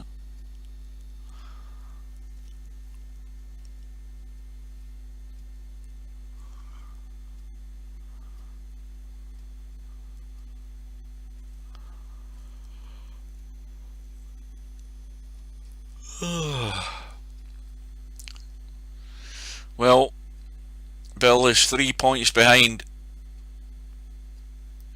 This match, when the hell did it start? I'm losing track now. This match started at 1:30. We are now an hour and 36 minutes into it.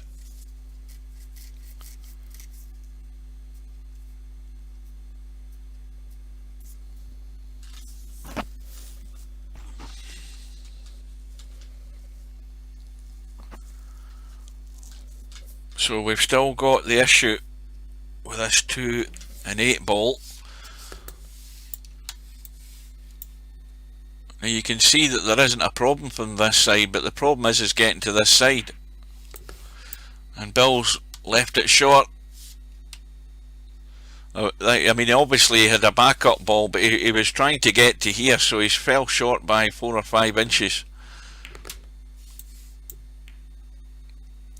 And now he's got nothing.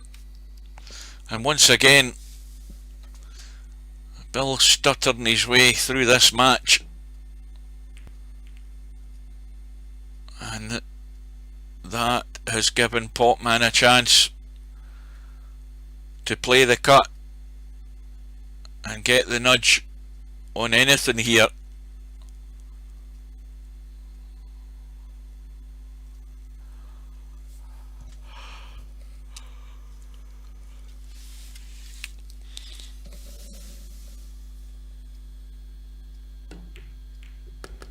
Oh dear, look what's happened again. This is unbelievable. I just cannot believe the amount of scratches we've seen. Just incredible. And Potman, well, he's going backwards now. -1 on that visit. But still just 2 points behind.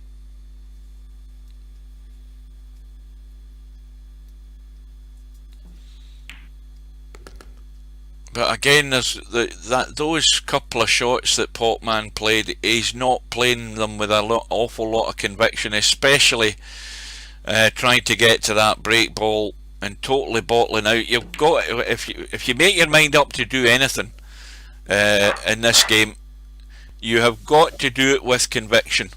That's the one thing. You can't bottle out in the shot. You've got to go through with it. But if I'm going to be critical, it's simply the shot choice is the big mistake for most players, and execution.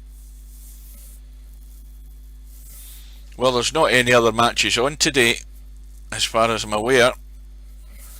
The matches will have to be in the one-loss side anyway, because I don't think the tournament can move on. The one that's holding it up is Cobra and Stubb. That's the one that's holding up the one-loss side.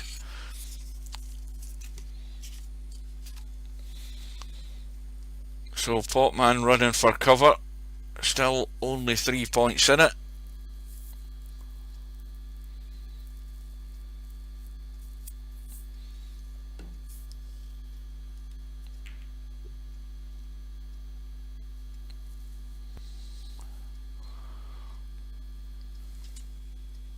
Well, Potman could steal it. He's got every bloody chance to do it.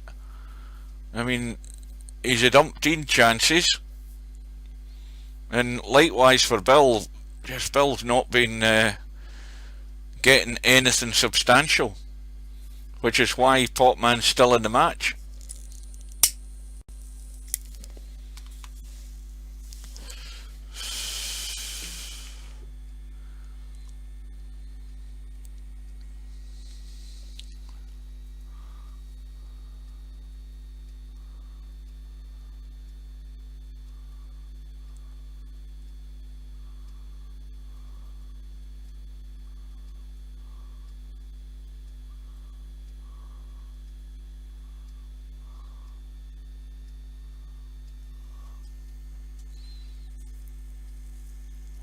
This person has got to be some sort of half-witted arsehole that plays VP4.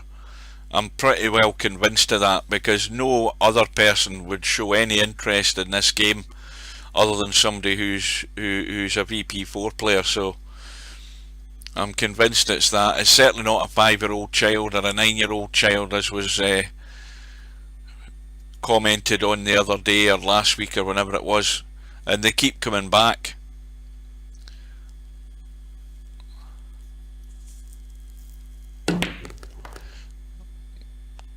Goodness me.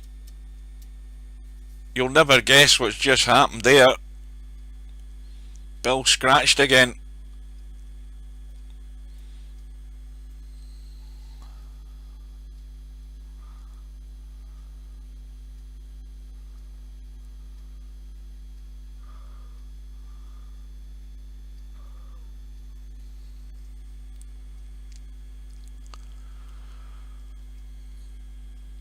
Well, Potman's not called anything, so he's looking for a thin safety.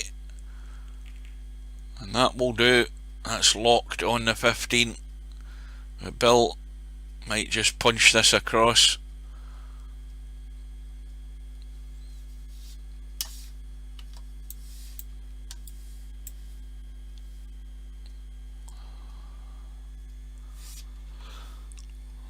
Let's have a look around this pack.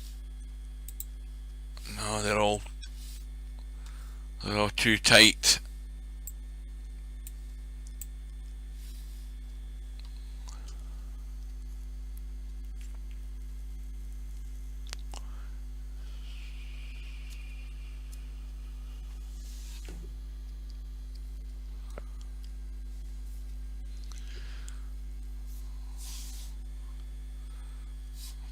Now let's look at this shot. I think he might Does he want to play this plain ball, or does he want to play this with a wee bit of right, just so that it'll square off that end rail? Make sure he's going to hit them. He looks as if he's got a wee bit of right on it. He's got a hit, and he's got a shot of some description.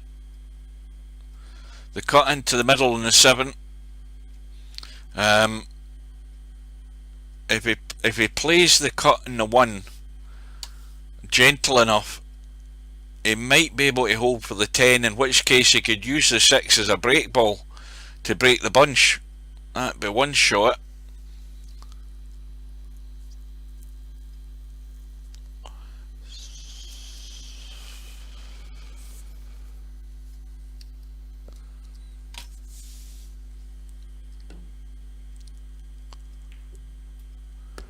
Now it needs to slow up. That'll do. And now he can do whatever he wants here. If he just comes back off that 10 ball, or kills the cue ball where the 10 ball is. If it is the 10 ball, I'm not going to look at it again to see if it is or it isn't, but he's got the perfect opportunity to play the 6 and get the break.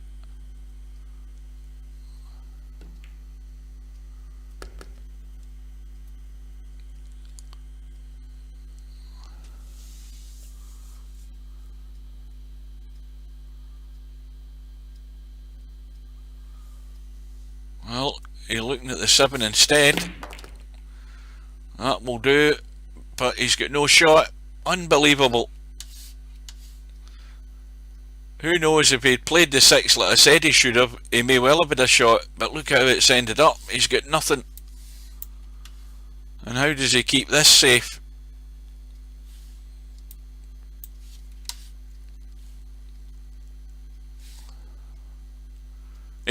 Potman just can't get away now. He can't put anything together now to get a lead.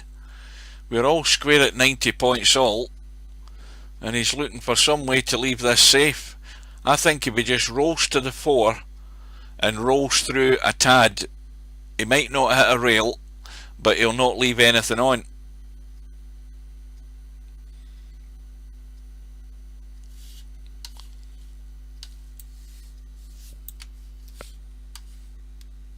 No, I don't like that shot.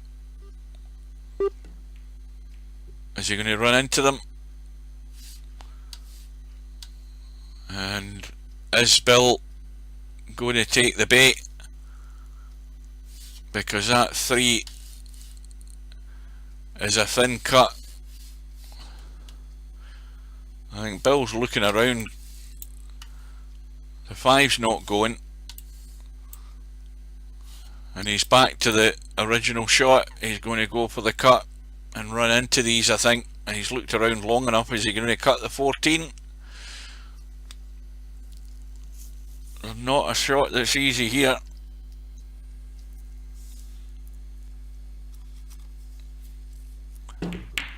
He's got the cut. He's missed the bunch, but he's still got a shot. And if he rolls through, he's looking at the 14 to see if it goes, and it doesn't go. But if he leaves himself high, he can maybe try something off the 11. But he's always got the 6 to use as well.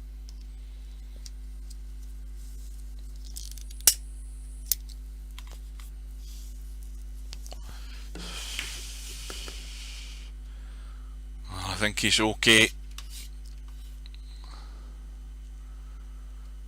So we've got one ball, the 13 I think it is it? Or is it the 11? That's the 13.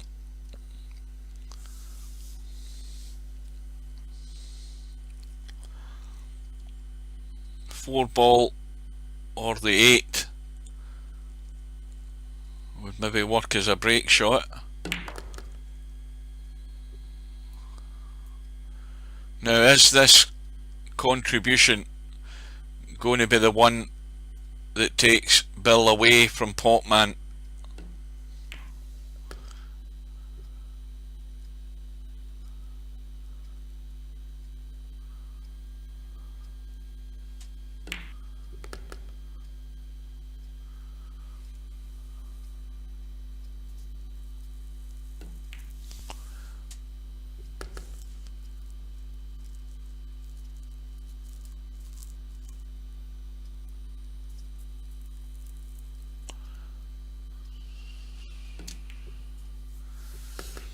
Well, that's a good line. If it keeps running, just slightly inside, so it's just a firm stunt,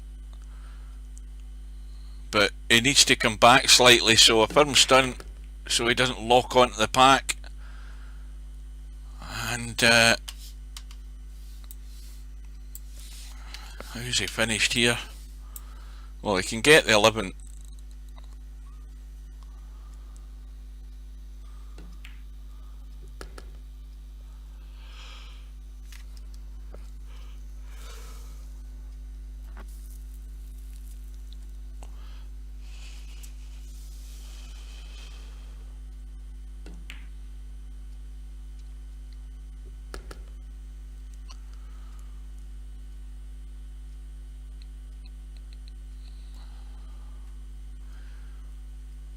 Well, this is just a case of, I think, rolling the 13 in and playing the 14,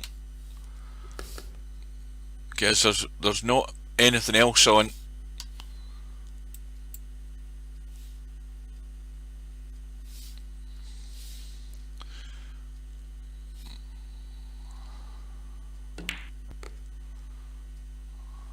Five ball.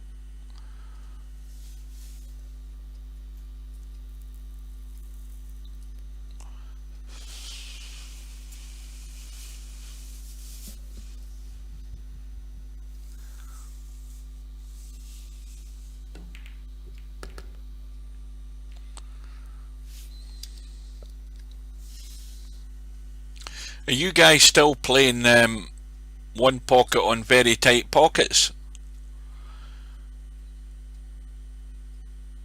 Because when I was playing it 2 or 3 times in the 10 footer, it was very tight pockets.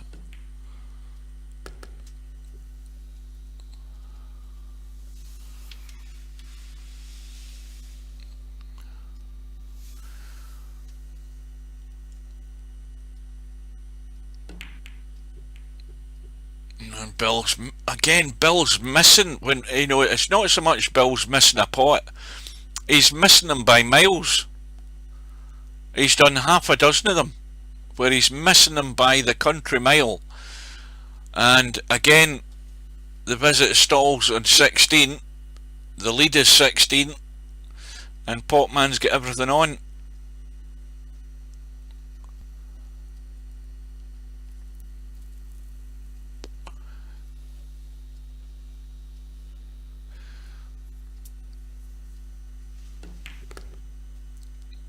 I'll tell you something, there's no way in this earth I would have the patience to sit and watch a one pocket match. I mean, it's fascinating with the tactics and stuff, but I don't think I don't think the audience, if there was any, would fall asleep. I think I'd be first to fall asleep. You know, I'd be sitting here like, well, here we are, we're into the third hour of this match, and we're still in the first rack in this race to 3.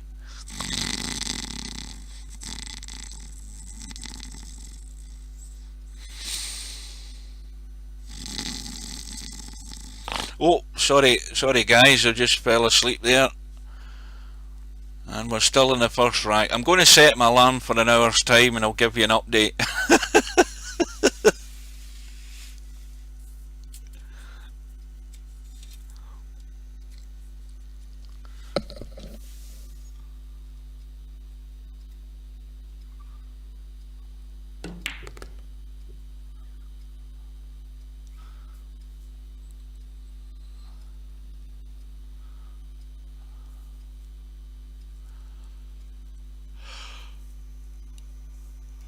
Oh dear, Potman's in trouble again here.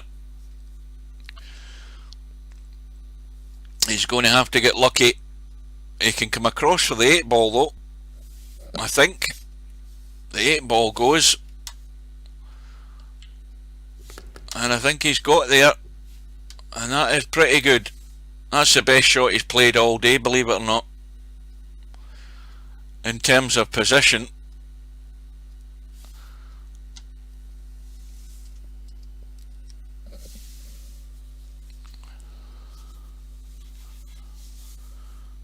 Well, you've got what, you've got normal, narrow, tight and very tight, so you get 4 settings for the pockets.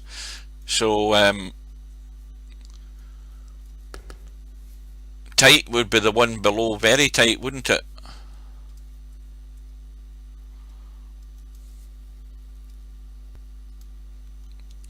We've got a break ball as well. Is Potman going to get to it?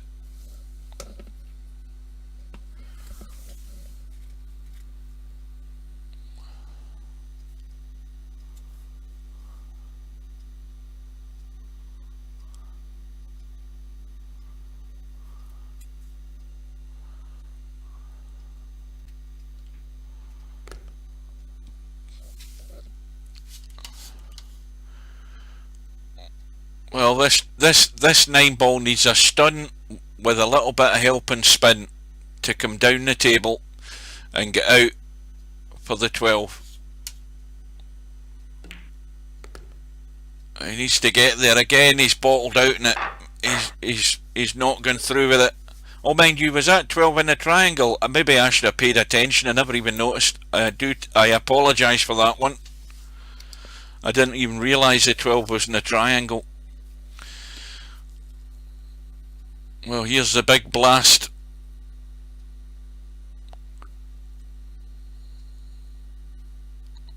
This is a good angle to hit them as well, by the way.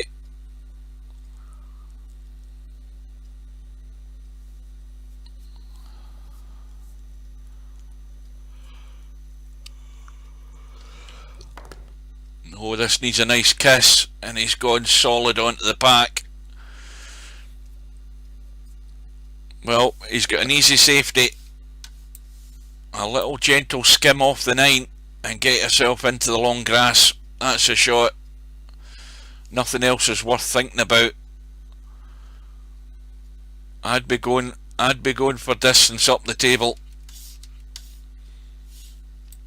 because there's nothing on, and he's got an easy route to the kitchen.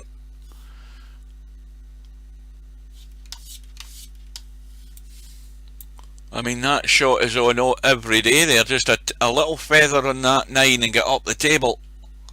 And that's poor. That is a poor shot. He's left Bill a shot in the 9. Again, I don't understand it. Perfectly safe to skim off the 9 and run up the table.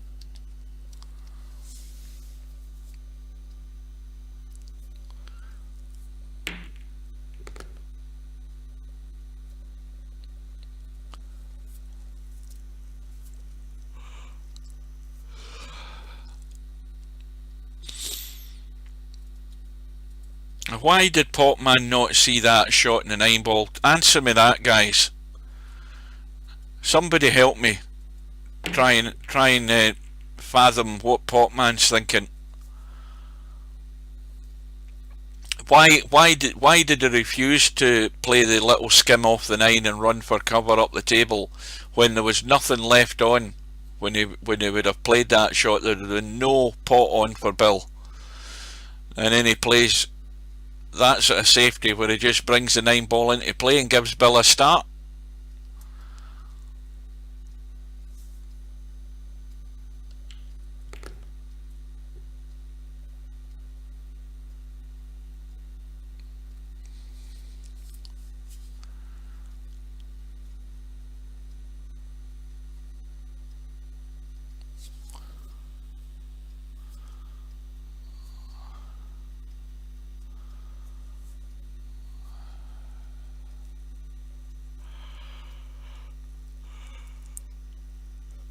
Well, the one thing that's questionable on Potman and others, but Potman because it's in this match, is shot choice. A perfectly good safety shot he had, and he didn't even so much as give it a second look. And I can't work out why.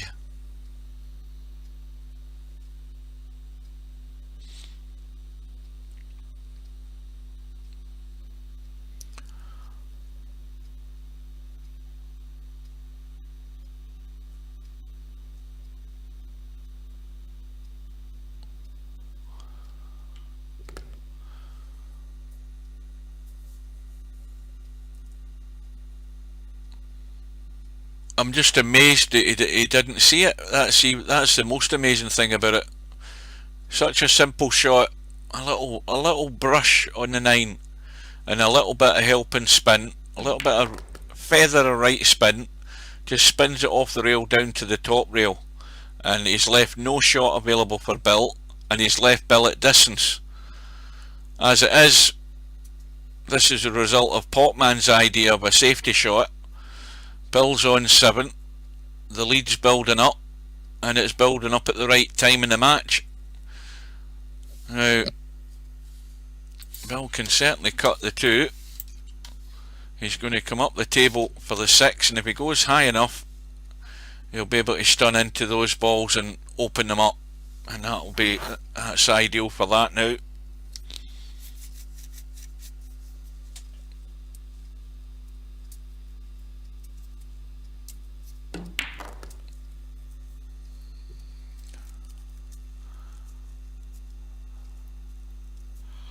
Well, don't forget, Slim, the World Snooker Association do cater for the American viewers as far as a specific snooker tournament to suit you guys that want a ball to a rail, because the snooker shootout is exactly that. You have to get a ball to a rail every time, or pot a ball, obviously. And that's the tournament where it's just one frame of snooker. It's a shot clock. You've got a shot clock for the first 5 minutes, and then it goes down to even quicker. So players don't get time to study shots or anything like that. They just have to have a blast, but they do have to get a ball to a rail, I believe. Plus the fact, if you make a foul or scratch, it's ball in hand. Not just from the baulk line or the D or the kitchen, as you guys would call it, but anywhere in the table, like 9 ball. So that's the game for you, Slim.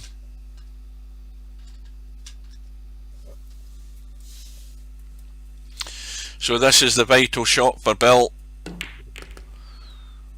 Flat backpack, and he's got nothing. Willie Thorne will be turning in his grave, because that's what Willie always says when you're trying to open the reds in snooker, but you've got a flat backpack.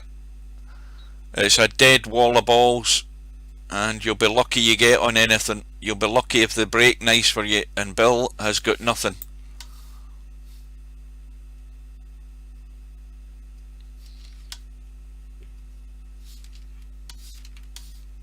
But he's played a good safety though, and Potman's in trouble. And he's in trouble now because he's 22 behind, and he does not want to give Bill a free go here just to add to that total.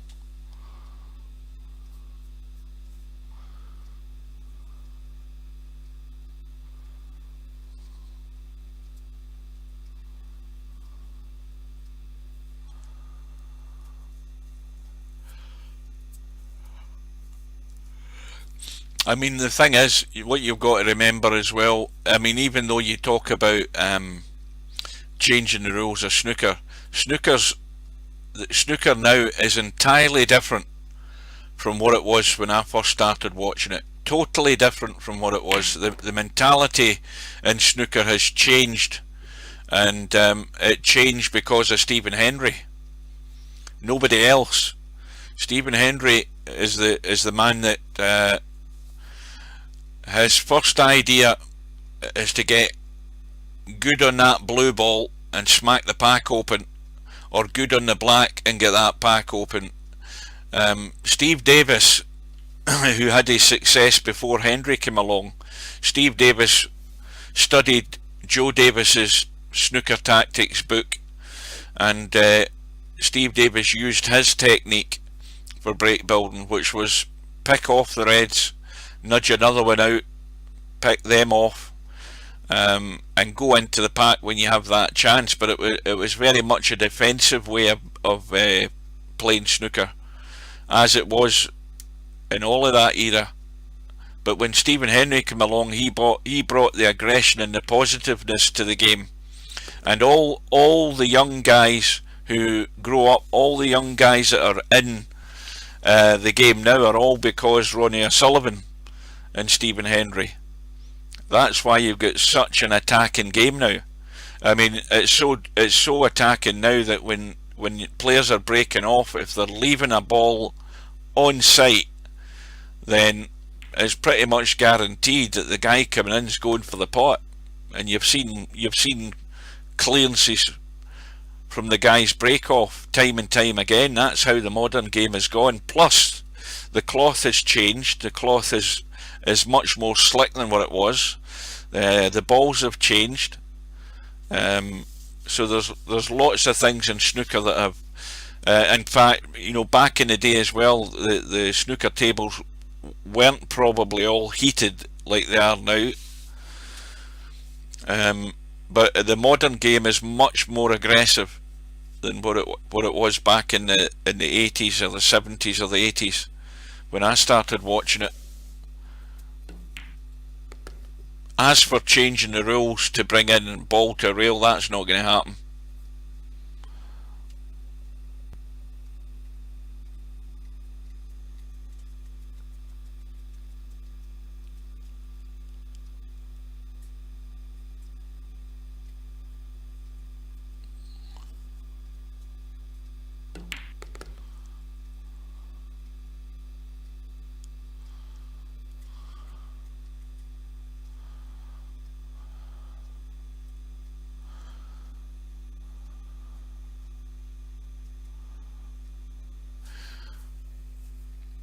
Well, I'm going to say it, I'm going to tempt fate, but Potman's the wrong side of the 15 ball, and he's going to struggle to find another ball, but this is still an important visit that he tries and puts as much on the board as he can.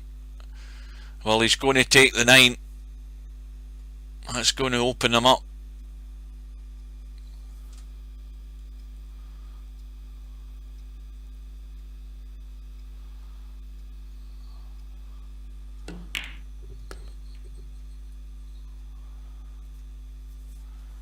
I mean, even back in the day, when I say back in the day, back in the 70s, you know, the exciting player to watch then was Alec Higgins, because you know, he was unconventional from the point of view, you know, he had his own way of playing. He was flashy, but he got nowhere near the success he could have had he shut up shop and you know, focus more, rather than so much entertaining folk as actually tightening his game up. That's why people like to come and see him, because he was different from the rest of them in that sense. Jimmy White was the same when he came along. When Jimmy White started off, he was a bit like Judd Trump. He had all the talent, he could pot balls, but he was losing matches because he was overstepping the lines of what he should be taking, what he shouldn't be taking, and then he learned a safety game. So there's an apprenticeship you have to go through. Stephen Hendry, the same thing. He had challenge matches with Steve Davis up here in Scotland. He had about 6 challenge matches that were set up for him by Stephen Hendry's manager at the time. I'm trying to think his name. Ian somebody was his name. And it was all around Scotland. There was one challenge match in Irvine, which is about 6 or 7 miles from me, and every single challenge match Stephen Hendry got well beat by Davis, because at that point Davis was the master tactician and he just basically froze Stephen Hendry out in every game. Stephen Hendry didn't have the safety game, because this was him just really prior to turning professional. But Steve Davis gave him a schooling. He taught him a few things, and Stephen Hendry wasn't long in picking it up. He knew what level he had to be at to turn professional and be competitive. So they all have to go through that learning process. But he definitely changed the modern game of snooker, there's no doubt about that. He was miles ahead with the century breaks. If he was still playing to the same level now with the amount of tournaments he's got now, he would be the one, alongside Ronnie O'Sullivan, over 1,000 century breaks without any problem. Well, this is the crucial one. It is the crucial one in this match for Potman. He's still trailing. He's on Nelson 1-1-1. Unlucky for some. The run is 13.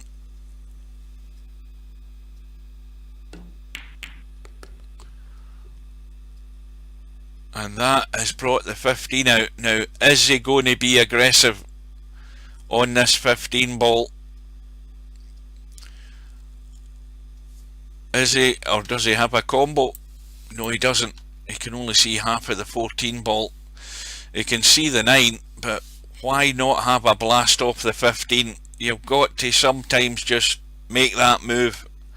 Is he going to get up the table and on the 12 for a similar shot?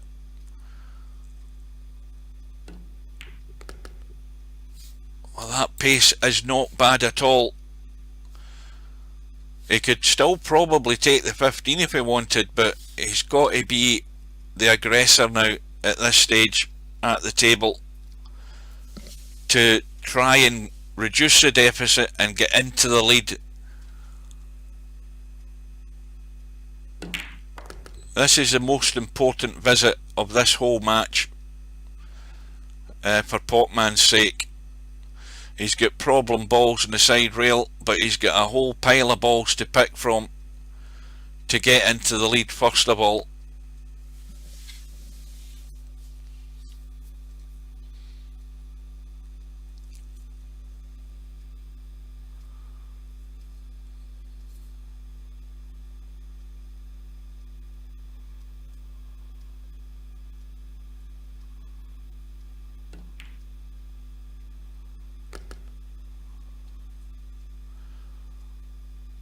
Well, Alec Higgins as well. I mean, he was. If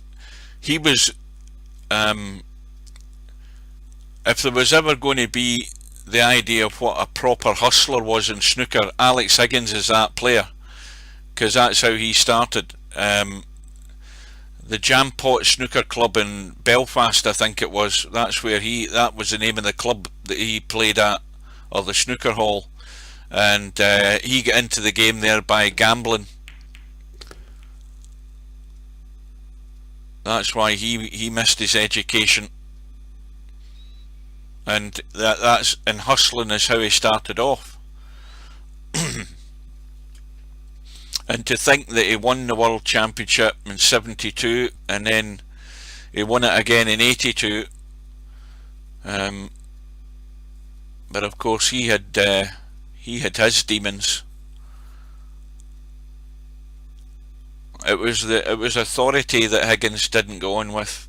All the rules and stuff he didn't like. Having to wear a bow tie he didn't like. That's why he got a doctor's line to say that he couldn't wear one. He was just an anti-establishment player. And the way the WPBSA was in that day, there's probably, that it's a bit like Stubb for VP4. They would have much rather booted him out, but there's still the appeal there of having them in the game. Do you know what I mean? If they were to do the right thing back in the day, they'd have got rid of Alex Higgins and banned him. I mean, he did get banned. I mean, for pissing in plant pots and assaulting people and all sorts of stupid things, threatening to murder Dennis Taylor at one time. I mean, all sorts of stuff, but half the time that was a drink talking, because that was also back in the day when you could drink and smoke in your corner before you went to the table. And by the end of the match, Alex Higgins was pissed. In fact, probably before the start of the match he was, half the time. And he could have been a much better player if he could actually see what he was doing. But in terms of technique, yeah, it was his own technique. At one stage, at the end of his career, he was using the loop bridge like they do in pool for a lot of his shots in snooker. course, he was playing in the Moscone Cup then as well when it was in its inaugural stages. You had it was just more of a sort of celebrity thing back in the day for the British players or the European players, because you had Steve Davis and Jimmy White and Alex Higgins in the European team before they decided to bring a bit of class into it and make it competitive. Basically because the Americans kept winning it.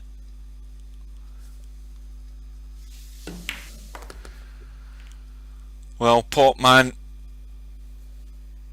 is on 24. And of course we still have the problem. Now if he can he pot this 4? He's got slightly the wrong angle, but can he maybe try and manufacture something here? Well, he's not come back far enough, because I think the idea was to cut the 14 and draw into this 7 and 15.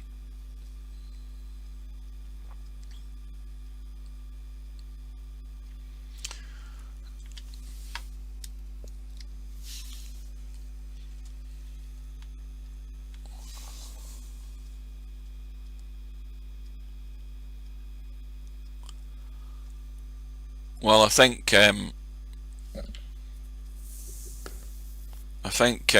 might well be a bit of side betting going on occasionally between consenting adults, but yeah, you don't want to go down the road of betting and stuff like that, because that's certainly frowned upon. That's why players have been banned. Now, what's he thinking here? Can he? Oh, he can. He can just tweak the 15 in. Cue ball's going to be dead in the water as far as having a shot goes, but his run of 27 is going to come to an end. Now surely he's going to play the very thin edge. He doesn't want to bring that 15 into play much. It's got to be a feather light. Is he going to go too far? Yes, he is. He's brought the 15 into play, and Bill's going to take that bait every day. Oh, this could be the vital one here if Bill gets this worked out. So it's definitely going to be the old heave-ho on the 7.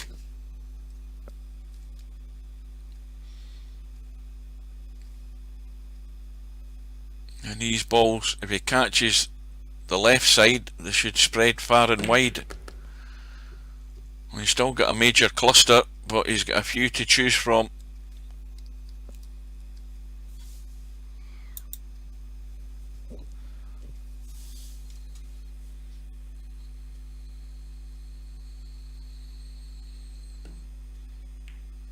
So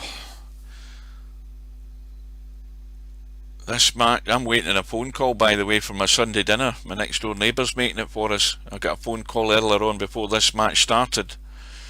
Roast beef, potatoes and veg and whatever else. I'm waiting on a phone call about 4 o'clock, so I might have to abandon the match and go and pick that up. But we've been on since when? 1:30. So that's what, 2 hours and 19 minutes.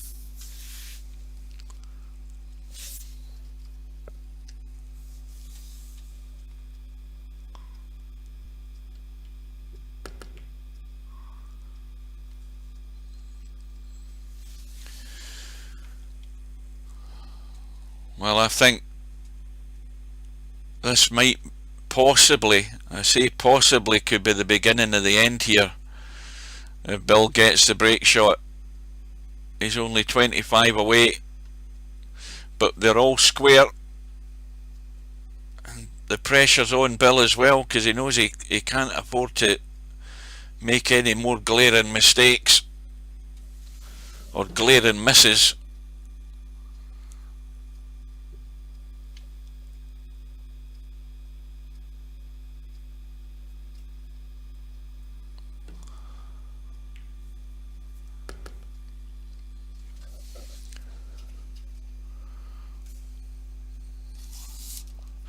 Now, there's a player that you won't know about, but if Mark's there, he'll know. Maybe semi-pros heard of him. There was a professional who never won major titles. He was in the game when he was a young player, even before I was following snooker, probably back in the 60s.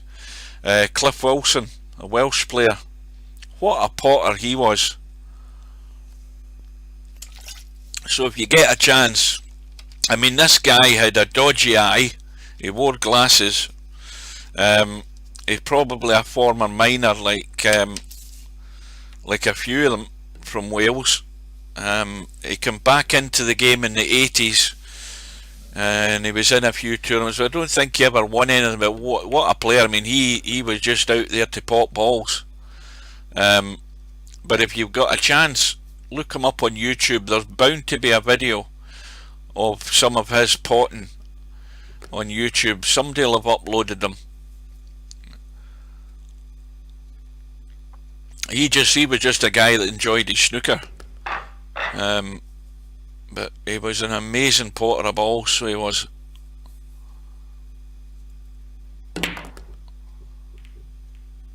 Well, Bill's got the break. He's got a shot, and he's got a 10-point lead, and he's only, what is he away?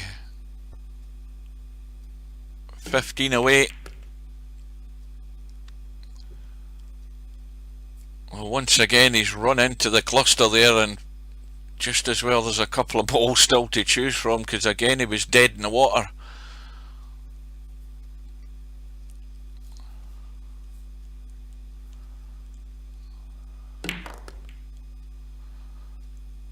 The bonus of the 15 as well. He's in a hurry to get over the line and get this match done.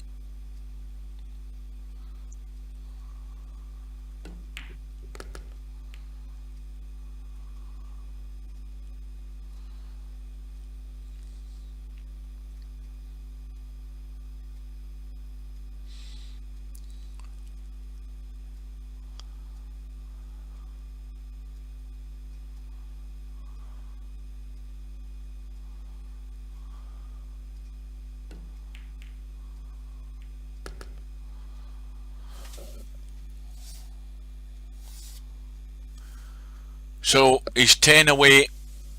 How many have we got left in the table? 1, 2, 3, 4, 5, 6, 7, 8, 9. He's going to need another break shot.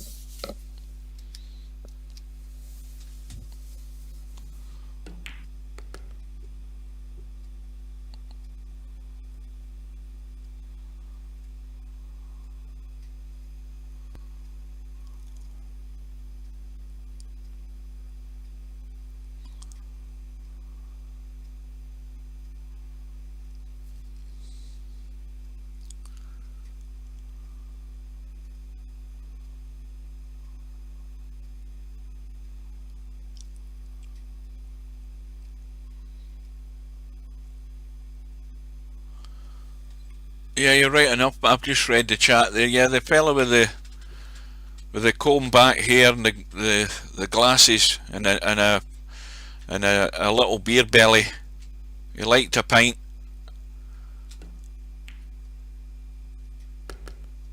And he was only he was back in the game, and it seemed he was only around for a few years. But he's no longer with us. But he was a crack. See for a pot. You don't see many potting them better than he did.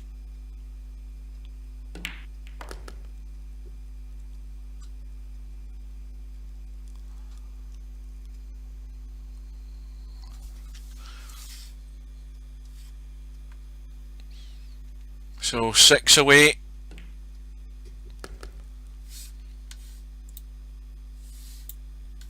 And the 4 ball is most certainly going to be the break ball. And if he can get there, this match is over.